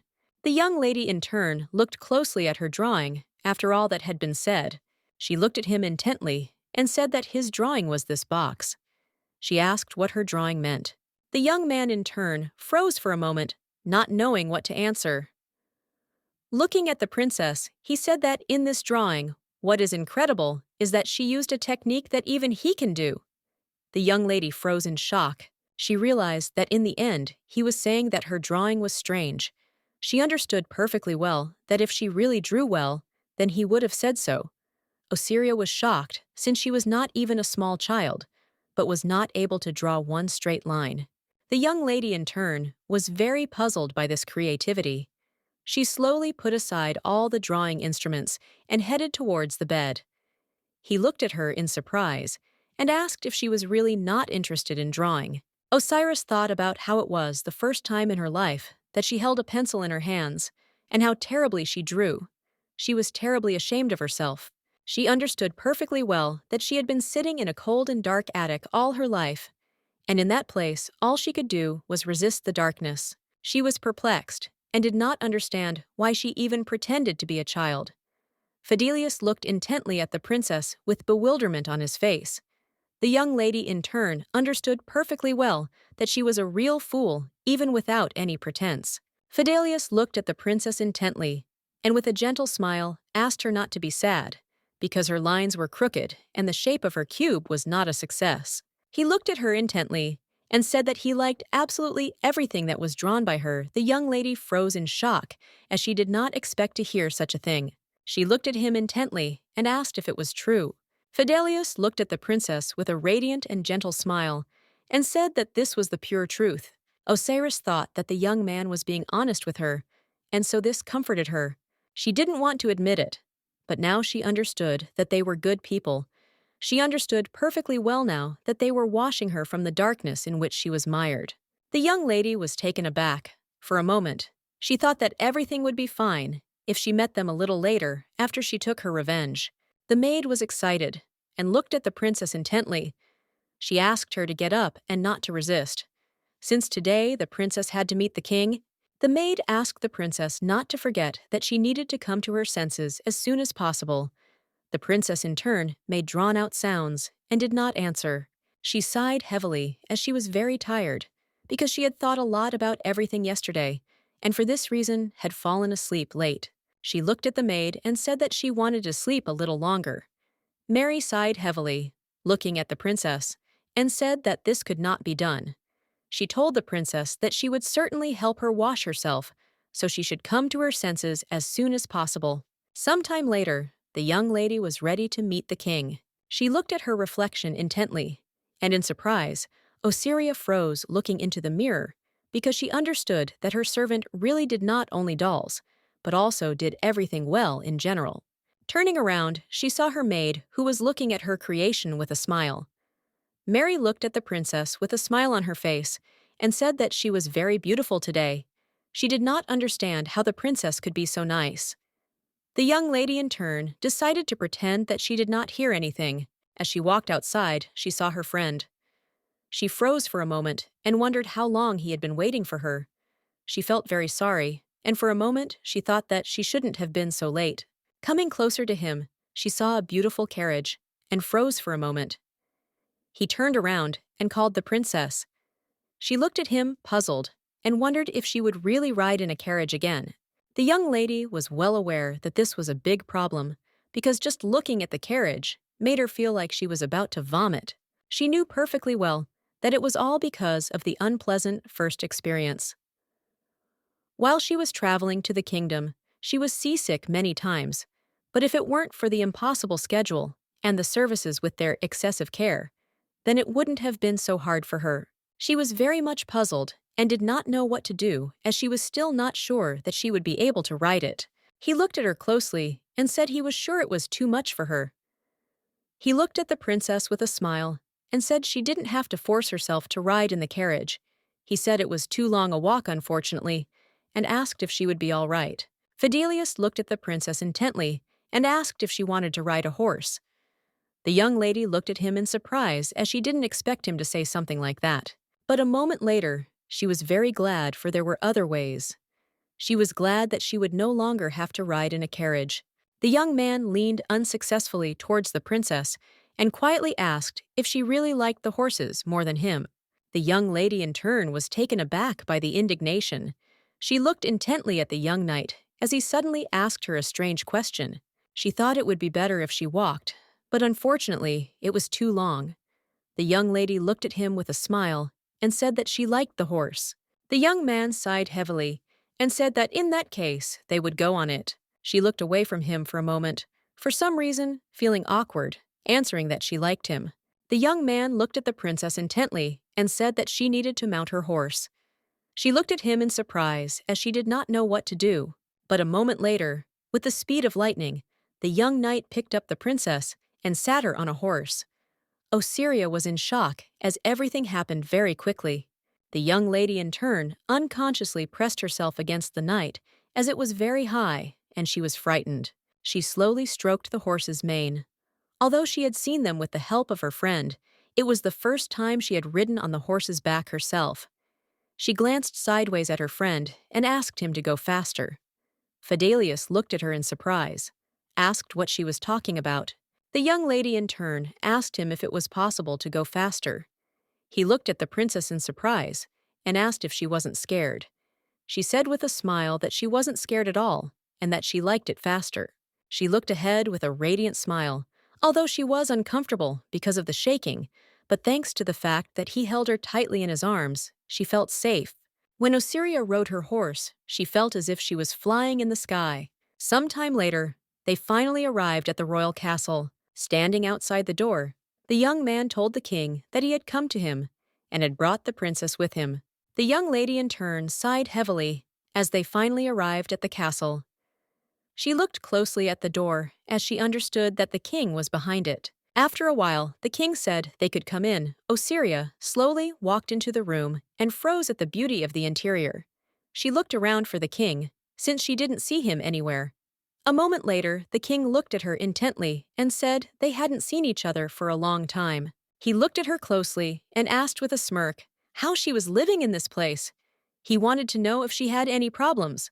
Osiria in turn froze, and her heart began to beat very hard from his smirk on his face. She looked at the king intently and in surprise, wondering if this was really the same man she had seen before. For a moment she hesitated, as the atmosphere was too different from that time. Fidelius leaned over slowly and told the princess that the king was now standing before her, the man for whom she had come to the kingdom. The young lady in turn sighed heavily. She knew everything perfectly well without his prompting. The king in turn looked intently at the young lady with a grin on his face, but did not answer. The king looked at his knight and said that he had become bold to leave him yesterday. Fidelius looked at the king and said that the prime minister had said that she would take care of him for a while and help him focus on military matters. The king looked at him with a grin and said that he had heard it. He looked closely at the knight and told him to do as she told him. A moment later, the king told him that he could go free. The young man looked at the king in surprise and asked what he was talking about. The king, in turn, said that he and the princess needed to talk about something in private. The king looked at the young man intently and said that when the prime minister came, he would ask him to take the princess to him. He asked him to take care of the nightly company for the time being of which he had spoken yesterday. Fidelius began to protest and object, but all was in vain.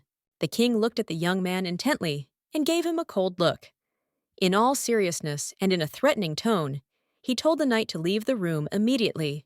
The young lady in turn froze, and her heart began to beat very hard. She was afraid of such an aura of the king. She felt it before, but in his voice, there is a power that cannot be resisted and opposed. She understood perfectly well that although the king did not insist, the knight had no choice but to obey the order.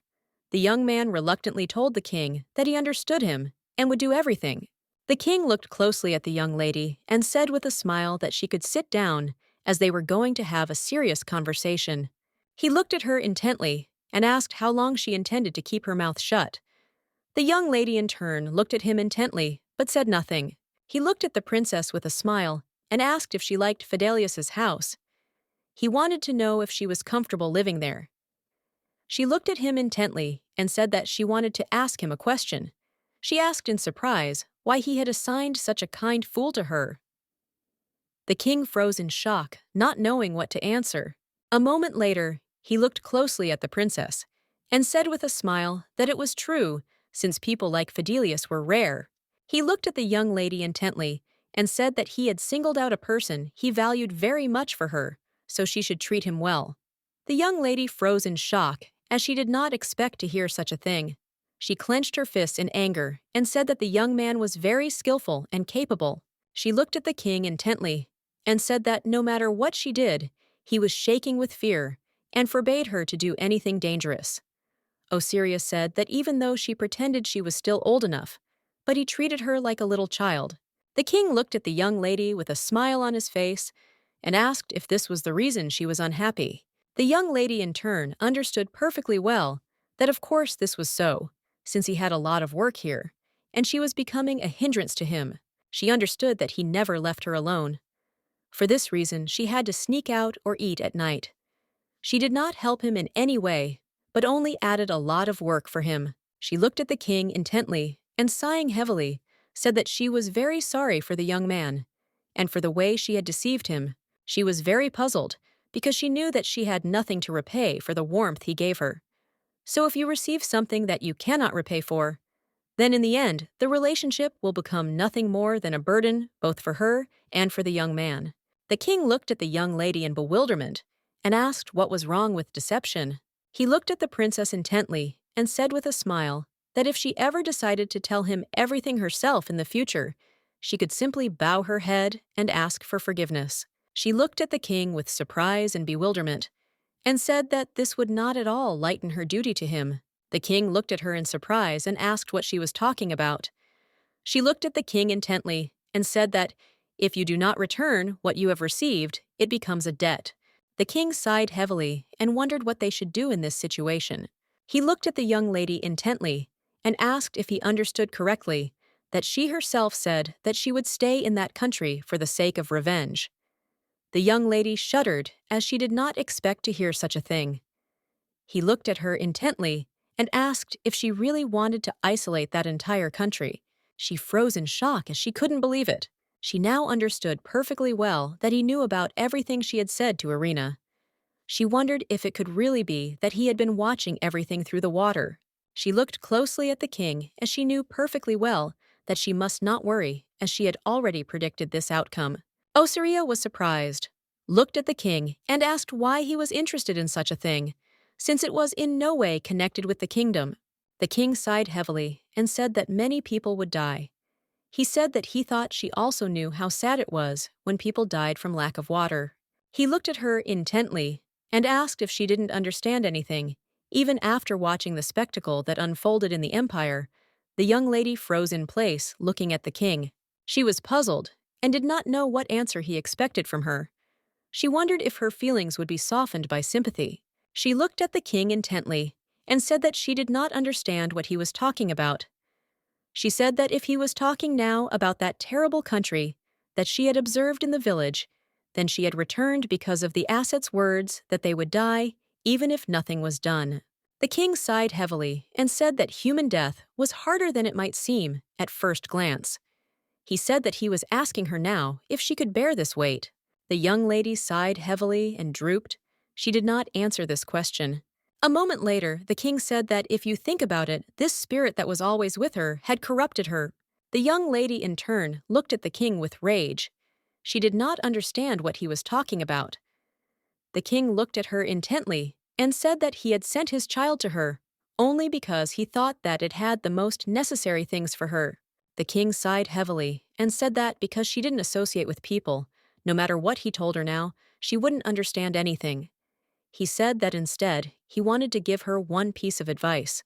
The king said that she shouldn't abuse her power. He said that the power of her spirit was originally created to save people, the power with which long-awaited rain can be poured on long-dried lands. She said with fury that he kept insisting on care that she herself did not receive. He sighed heavily and said that he was not saying that revenge was bad. The young lady looked at him in bewilderment. He said that most of all, he did not want to advise her to kill anyone, especially people she did not know. She sighed heavily and wondered why killing someone was bad. There are many people who kill others for completely different reasons. She knew that Irina and the king were all the same. She looked at the king intently and said angrily that she would repeat herself again, since she did not understand what he was talking about.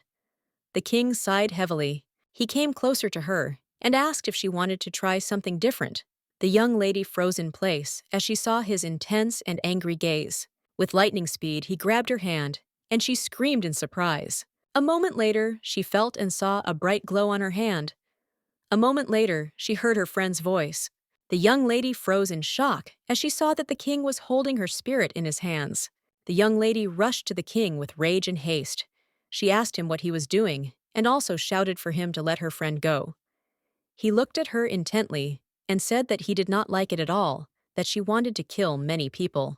The king looked at the princess intently and said that right now he was going to kill her spirit here and now. The young lady was in shock. She shouted at the king to calm down and not say such things.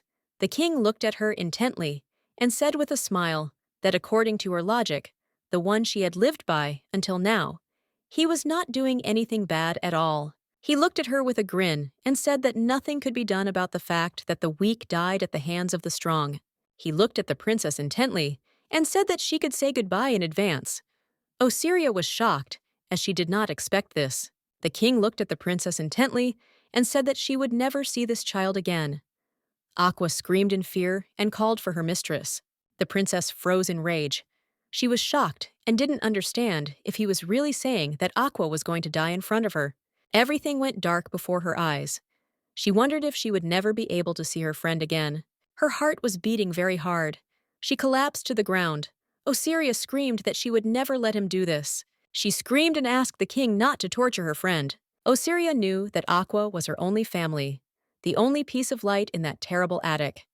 She never stopped screaming that Aqua was her only one. The king looked at the young lady intently, not taking his eyes off her. He saw that she was not herself and was enveloped in magic. He looked at her hard and said that she was just a stupid girl. The king shouted at the young lady to come to her senses. She looked at the king with fury and contempt and shouted at him to let her friend go.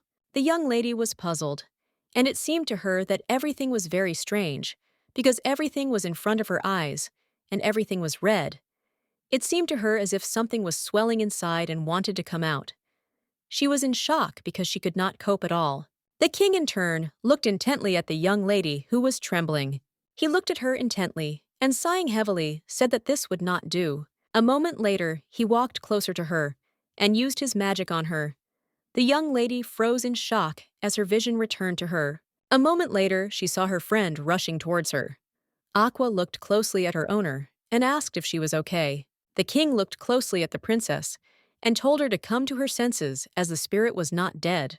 The king sighed heavily and said that he had not hurt him at all. Aqua, in turn, confirmed the king's words. The young lady looked at her friend with tears in her eyes. Hugging her friend, the young lady pulled her towards her, and with a smile on her face said that she was very glad.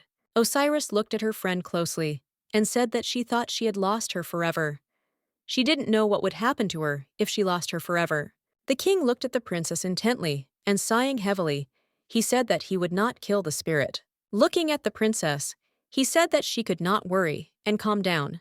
The king said that, however, he very much hoped that she would not forget the feeling that she had experienced a little earlier and would keep them within herself. He looked at her intently and said that the more of what was dear to her, the greater would be her torment from the revenge she was carrying out. She looked closely at the king, who was smiling as he looked at her, and noticed that he still had the same strange expression on his face. He looked at her with a smile and asked her if she liked his country. He asked her to say what she really felt. The young lady ethnologist frowned and said that his country was the opposite of an empire. It was full of abundance, and the people's faces were bright. She thought for a moment and said that she thought it was a good country to live in. He looked at the princess with a smile and asked how she liked his son. She looked at him in surprise and asked what he was talking about. He smiled and said that he was talking about the knight Fidelius. The young lady looked at the king in bewilderment and asked in surprise if he was really his son.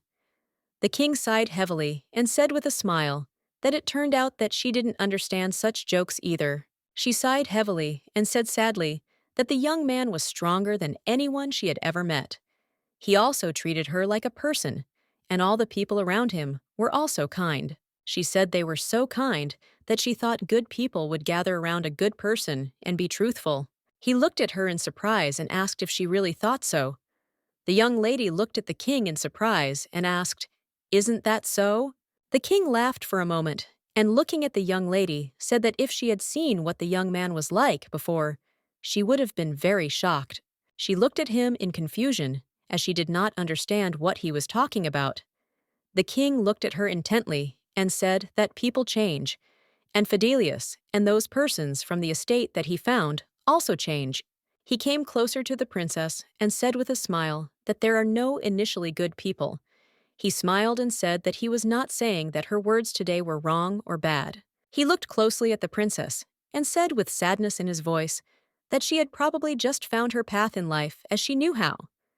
And that was a very good thing. The young lady looked at the king with tears in her eyes. He smiled a soft smile and said that what she did not know could be learned, and what was wrong could easily be corrected. He smiled and said that he only wanted to tell the young woman in advance about the full weight of the burden she was about to take on. He smiled and said that for this reason, she must look a lot, listen a lot, feel a lot, and grow. She looked at the king intently, as she was curious as to why, despite his obvious superiority in strength, he did nothing after she had done something dangerous. She was not afraid now, and she felt confident in her soul. She looked closely at his smile, and it reminded her of the smile of her mother, who kissed her on the forehead. She looked at the king intently and asked in surprise who he really was. He smiled and said that he didn't even know how to answer that question. But for now, it could be said that he was just a man, cleaning up after his stupid friend. He looked at her with a gentle smile and said that his joke had caused her pain, so as an apology he would tell her something. He looked closely at the princess and said that how strong she became, how developed she became as a person, would be equal to the development of her spirit.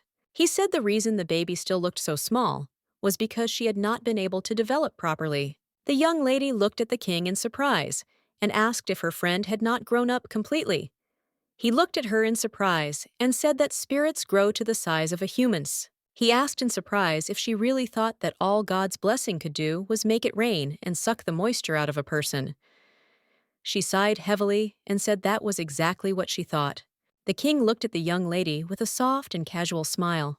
He sighed heavily and said with a smile that he had not seen such a baby for a long time. She looked at him in bewilderment, since she did not understand what he was talking about.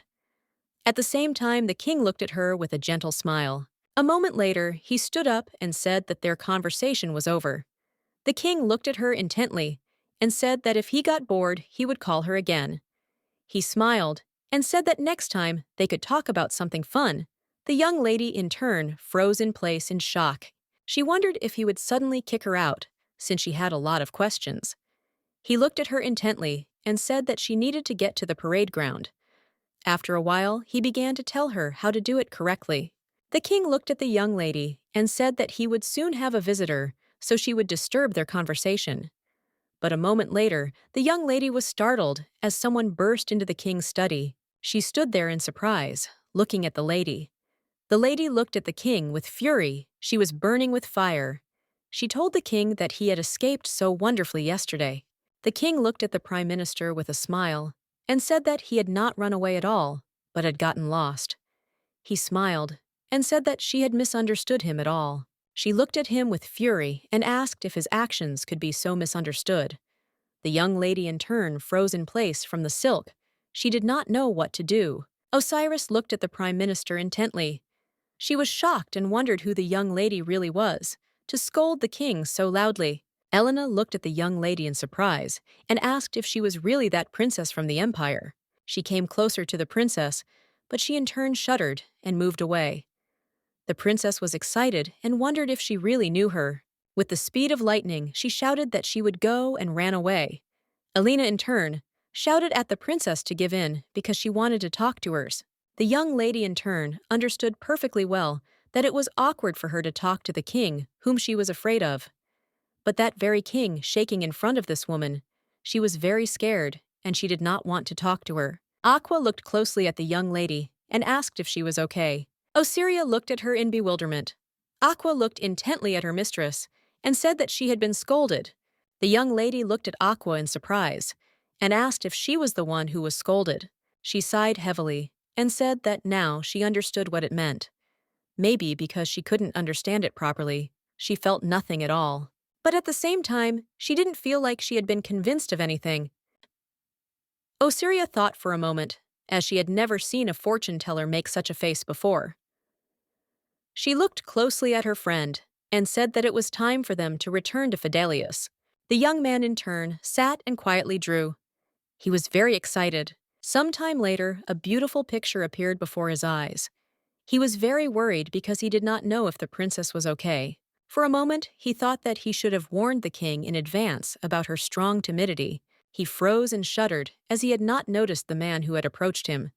The young man looked closely at the painting and asked the captain who it was that was depicted in it. The captain was shocked as he was lost in his thoughts and did not notice the man. Taken aback, he looked at the knight and asked if they had finished their training yet. The young man said very loudly that they had already run 30 laps around the parade ground. The knight looked at the captain with a smile. He was curious about who the captain was drawing. He said that the young lady was probably beautiful. The knight looked at the captain intently. He was very glad that this had finally happened. Fidelius looked at the knight with bewilderment. A moment later, the knight looking at the captain shouted, "Did he really have someone with whom he started communicating?" The captain was shocked since the knight was shouting very loudly. A moment later, all the knights froze and looked intently at the captain. They could not believe what they heard. With lightning speed, all the knights ran to their captain. They wanted to know if it was true that he had a girlfriend. They wanted to know if it was true that the captain was getting married. Fidelius was shocked. The young man looked at all his knights and shouted at them to get away, as they were all sweaty. He shouted at them not to come near him. The knight looked at his captain with a smile and told him not to say such a thing, but rather to tell them everything. The knights shouted that the deputy was telling the truth, and they would like to know more about everything. Fidelius shouted angrily at them to leave immediately. He asked if 30 circles were not enough for them. A moment later, the young lady came closer to them and called out to Fidelius. Everyone looked at the princess in bewilderment. The young lady in turn froze looking at the young men as they stared at her. She looked at him in surprise and asked if he had really just said that everyone should get out. The knights looked at the young lady in surprise, as she was beautiful. Fidelius instantly became embarrassed as he looked at the princess. Osiris winced and wondered if she had put him in an awkward position. She knew very well that she was a stupid princess from the empire who remained in the kingdom as a hostage. She knew that her image in society was far from the best. She was taken aback for a moment, as she had not thought that he would be so uncomfortable. He ran up to the princess with lightning speed and called hers. He looked at her in surprise and asked how she got here without an escort. She looked at him in surprise and said that she got here on her own. The young lady was very worried. She thought that she should have returned to the estate right away. She froze in shock, looking at everyone present because she did not understand why they were muttering while looking at her. She saw their intent gazes and did not understand at all what was happening to them. She did not understand why they were looking at her so intently. The knight with a smile told his captain that the young lady was an exact copy of the girl from their picture, which he had just painted. Fidelius closed his subordinate's mouth with lightning speed, and he froze in shock. He looked at the young beautiful lady and said with a smile that it was nothing important. Osiris looked at him in surprise, as she did not understand what was wrong with him. It seemed to her that he was hiding something from her. Another knight came up and looked closely at the princess.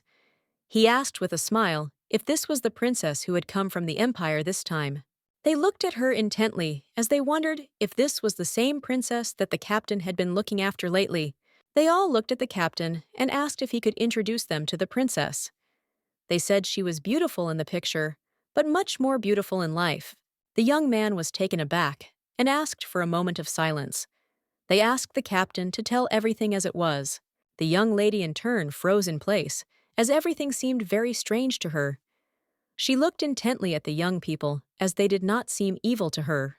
It seemed to her that everything was the other way around, since they all smelled like Mary. And a moment later, she felt a gaze on hers. The young man looked intently at the young lady and called her were. He looked at her with a radiant smile and said that they were not afraid of her at all. The young lady in turn was very surprised as he frightened her. With the speed of lightning, she rushed into Fidelius's arms as she was very scared. She was taken aback and shouted at him to save her as she was very scared. The knights looked at their captain intently. They were in shock as they knew that he was her savior. The young captain looked at everyone present with fury and said that from this moment on, they would all have an extra 50 laps around the parade ground. The young people were shocked and could not believe what their captain said. They shouted to the captain that they had just finished training. He looked at them with fury and said that they had to start right now. The young lady froze in shock. She did not understand why she felt like she had done something bad. Fidelius and Osiria stood silently and watched as the knights ran extra laps. He looked at the princess intently and said that she must be tired. He apologized for that. He said that he had to stay here until they finished training. She looked at him with a smile and said that everything was fine. She really enjoyed watching it, and it was a lot of fun. The young man looked at the princess in surprise, as he did not expect to hear something like that. She looked at all the knights intently, as she thought they were simply incredible, as not a single one gave up, and they all continued to run. She wondered if it was all because of the order the commander gave them. She looked closely at the young man, as she was impressed by his authority, and thought that he was simply incredible. He looked at her closely and threw it down, and if anything bad had happened, he asked did not say, or something the king told her. The young lady in turn froze. She did not know what she should answer him yet. She thought for a moment how to explain everything to him. She looked at the young man intently and said that the king had told her that if she did not obey, he would kill her. The young man froze in shock. He looked at her intently and asked if she was really talking about His Majesty now. He asked if the king had said that he would kill her. She looked at him intently with a smile on her face. Osiria understood that, to be more precise, he had threatened to kill not her, but Aqua. But a little earlier, she was really scared. Unfortunately, she could not understand a word of what the king was saying.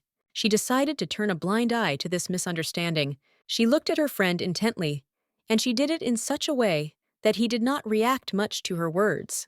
She looked at him intently because she understood that everything was very obvious, and for him the king was a man who could only be followed blindly. The knight approached the captain and said that they had just completed their training. He looked at him closely and said that it was very good and they could rest. The knight sighed heavily and sat down on the ground. They were very hot. One knight said that it was all because they trained more than usual. The knight sighed heavily and said that it would be very good if suddenly rain came upon them. The young lady was shocked to the spot. A moment later, a knight approached the young lady and greeted her with a smile. She froze in surprise, looking at him, and greeted the knight with a puzzled expression. The knight looked at the princess with a smile and said that he was the captain's deputy. He began to tell who he was and what his name was, but suddenly the captain pushed him away. The knight looked at the captain in surprise and asked why he was doing such things. The captain looked at the knight intently and calmly asked what he was doing. Fidelius wanted the knight to leave. The knight, in turn, wanted to talk to the princess, but the captain interfered with him. He shouted that the princess had accepted his greeting. He smiled and said his name was Kaulan. The captain was shocked as the knight still managed to introduce himself. He angrily attacked his assistant and told him to stop doing this. The young lady, in turn, laughed with a gentle smile. The captain froze in place as he heard her sincere laughter for the first time. Osiris, in turn, burst into laughter. She had never laughed like that before. The young people froze in place in embarrassment as they saw her beautiful and radiant smile. The young man looked intently at the princess and said that even when she laughed, she was incredibly beautiful. She had bad memories of knights in armor, but the people of this kingdom gave her a completely different feeling. A moment later, she froze in surprise on the spot as the knight knelt before her. He looked at her intently and, taking her hand, said that for the first time in his life, he had seen such a beautiful person. The young lady, in turn, froze in surprise and looked at him intently, but a moment later, she called him again. He looked at her with a smile. She looked closely at the young knight and said that the captain was behind him. The knight froze in place. Fidelius looked closely at his subordinate, and with a smirk said that it seemed like they hadn't crossed swords lately. The captain looked at his deputy and told him to immediately take out his weapon, and he would now check how much his abilities had improved. The young man was taken aback and said that he would manage.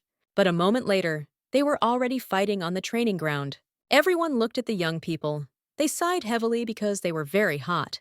They said that it was just terrible weather for training. The young lady, in turn, looked closely at everyone present, as it seemed that everyone was unbearably hot. She wondered if it was all because of the strong sun. The knight sighed heavily as he tasted the warm water, which had warmed up being in the hot sun. They knew that it was still ideal when at such moments there was a refreshing rain. They looked closely at the sky as they saw that it was clear and there was not a cloud. The knight sighed heavily and said that it looked like this week hellish training would continue. They hoped that God would help them after all. The young lady froze in place for a moment. The knight sighed heavily and said that, unfortunately, with this weather, there would be no rain. The young lady watched everyone present closely. The young lady asked her friend if she could hear her. Aqua told her mistress that she could hear her perfectly well, and also asked what she needed. The young lady looked at her friend and asked if she could make it rain in that place. A moment later, the young lady saw a bright light. Aqua told her mistress that if she wished she could do it. The young men took their turn and continued their training. A moment later, they froze and looked up in surprise as rain began to fall on them. The captain, in turn, froze in shock on the spot, as he did not expect it to rain. The knights were glad that it started raining in such hot weather. They shouted that it had greatly refreshed them. The young lady, in turn, watching the knights intently in the distance. She froze in shock as she had never seen such magic. She slowly walked into the rain as it refreshed her. She heard the sound of rain, which was making her feel cold, and raindrops were running down her palm. She felt very fresh and pleasant. The young man approached the princess and called her. He looked at her intently and told her to come inside, as it seemed like the rain would stop soon. He said that they would return to the estate after it finished. The young lady looked at the young man intently as she felt strange feelings. She couldn't believe that the rain that the empire so badly desired could come so easily. The young people, in turn, rejoiced at the rain and thanked the heavens. The knight asked with a smile how his daughter could go at the very moment when he was so needed. He smiled and asked if he had the ability to breeze his rain. The young lady looked into the distance. It all seemed very strange to her, since for the first time in her life, she had seen people so happy about the rain. And after a while, the captain covered her so that she would not get wet. He looked at her intently and asked for forgiveness. He said that there were some healthy people present here, and she was probably very scared. He looked at her closely and said that he seemed to have shocked her in many ways. She looked at him intently and said that it was not so, because she was not afraid but very happy. He looked at her in surprise but said nothing. A moment later, he fell down in rage and said that he was sure she was scared, and therefore next time he would make sure that they could not get close to her under any circumstances. A moment later, someone called her. She turned around and saw a knight looking at her with a smile. He smiled and said that she should remember him. The captain looked at the knight with fury. The young lady in turn stopped the captain from acting rashly. This was true since she was not afraid. She understood perfectly well that she was not afraid now since the captain himself was protecting her. It seemed to her that absolutely no one would harm her. Some time later, the young lady was resting in her bed. For a moment, she thought about what had happened, because every time she met and talked to new people, she knew that none of them had hurt her. Now she understood everything. She knew that if her mother were alive, she might not have dreamed of the place. But a moment later, anger washed over her as she remembered what they had done to her mother. She winced as she realized that, unfortunately, she had failed to protect her. Whenever she felt down, all she could do was look up at the sky, no bigger than her palm. She ate moldy bread and was constantly beaten and insulted. Before her friend appeared, she thought that this was her whole world. Ever since her friend started telling her about what existed outside, things that interested her began to appear one after another. She dreamed of laying her body on a soft bed or having a light conversation with friends while sitting on the lawn. The maid looked at the young lady with a smile and told her to close her eyes. She had learned that interacting with someone could be very pleasant. When a young man hugged her with his whole body or warmed her with his heat, she felt very pleased. Sometimes, without even noticing it, she would close her eyes and imagine it. She was not locked in darkness until her tears were burned away. She fell asleep, finding herself in her mother's warm hives. Osiria sighed heavily, because she knew that such thoughts were simply useless. She knew that the past could not be returned, and her mother could not be revived. She sighed heavily, knowing that she was too small to protect her. She knew that if she were like she was now, she would never allow her mother to die such a horrible death. She knew she was no longer the princess who was locked in the attic. She knew she only had to remember one thing. All she had to do now was take revenge for her mother. She looked at her friend closely and said that she wanted to check something. She asked her friend if she remembered a maid named Irina. Aqua thought for a moment and said that of course she remembered, since that was the person she first used her ability on. The young lady sighed heavily and said that it was all true. She said that she had to see for herself the effectiveness of the curse and how it was progressing. She looked at her mistress and said that she had left her mark on her, and so they could meet her at any time if there was water nearby. Osiris looked at her friend closely and said that this was very good, and they would go right now. Aqua looked at her mistress in surprise and asked what she was talking about. Aqua was surprised and confused. She didn't understand what to do with that clever man. She asked the owner if they could just tie him up with magic. The young lady said that this should not be done, as she would try to convince him that she would sleep alone. She said that the king of this place would not allow anyone to harm him. She thought it was very funny, because she couldn't believe that she now wanted to have both a family and a friend. She knew that she had to be patient for a little while, until the moment when she could make her wish come true. She knew that once that moment came, the cold feeling of emptiness would disappear too. He looked at her intently and said that he had made cards with words. Fidelius said he thought it would be a good idea to learn a little vocabulary before going to bed. She looked at him in surprise, as she did not understand why he behaved like that whenever she was busy with something. She was puzzled, as she knew all the words from the cards he brought her. He looked at her intently and said that they would not only speak, but also write letters. He said that as soon as she learned this, she would be able to write letters. She looked at him in surprise. He said with a smile that letters are text on paper that one wants to convey to another person. She frowned for a moment, as she did not understand why she would write something on paper and hand it to another person. She knew perfectly well that she had no one to send letters to. A moment later, she fell with a crash. She hit the table and said that she wanted to sleep. He looked at her in surprise and asked if she was already going to sleep. The princess looked at him with a smile and said that she wanted to go to bed early today. She looked at him intently and told him not to follow her, as she would be sleeping alone tonight. He froze in surprise looking at the princess, as she did not expect to hear something like that.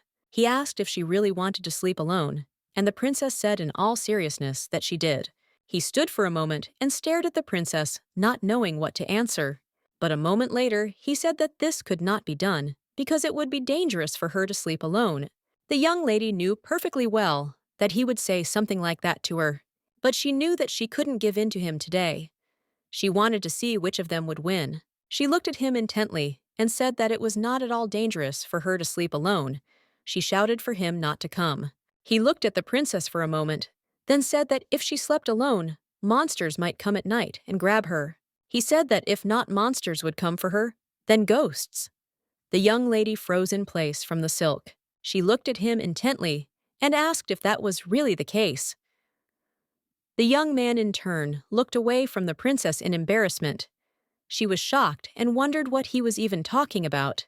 The princess came closer to the young man and, pulling him by the sleeve, asked if she could sleep just one night without him. The young man froze in place from embarrassment, but she understood perfectly well that she would not retreat since she had an important matter. Fidelius looked closely at the princess and agreed. Aqua looked at the princess worriedly and asked if she was okay. She asked if they should go back home. The young lady, sighing heavily, said that everything was fine and that it was better than when she was riding in the carriage. She said there was no time for this and they needed to act. She looked closely at her friend and asked how they could find the place where Irina was. A moment later, the young lady heard some noise. She saw that the door was locked and asked her friend if she could open it. Aqua said that of course she would do everything now. A moment later, the door swung open and young Lydia froze in place from shock. The maid crawled closer to the young lady and asked her to save her as her throat was dry. She begged the young lady to give her 1 glass of water. The young lady looked at her with disdain and asked for 1 glass of water. Aqua said that she would do it now. The maid froze in place from shock. She could not answer anything. The princess looked at the maid intently and said that if she was left like this, she would die before she even reached dry land. Aqua said that everything would be fine since she was getting enough water to survive. A moment later, a puddle of water formed in front of the maid. The maid, in turn, began to greedily drink water from the floor. The princess looked at the maid intently and said that this was her reward. The maid looked at the princess in bewilderment. The princess said that although they always blamed her, she was not the bad one. She looked closely at the maid and said that it was not she who was bad. The maid was praying for salvation. The young lady looked at the maid intently and said that she did not want to do that, as she had only come today to check on her condition. The princess said that she shared water with her, so she cannot die until she arrives at the empire.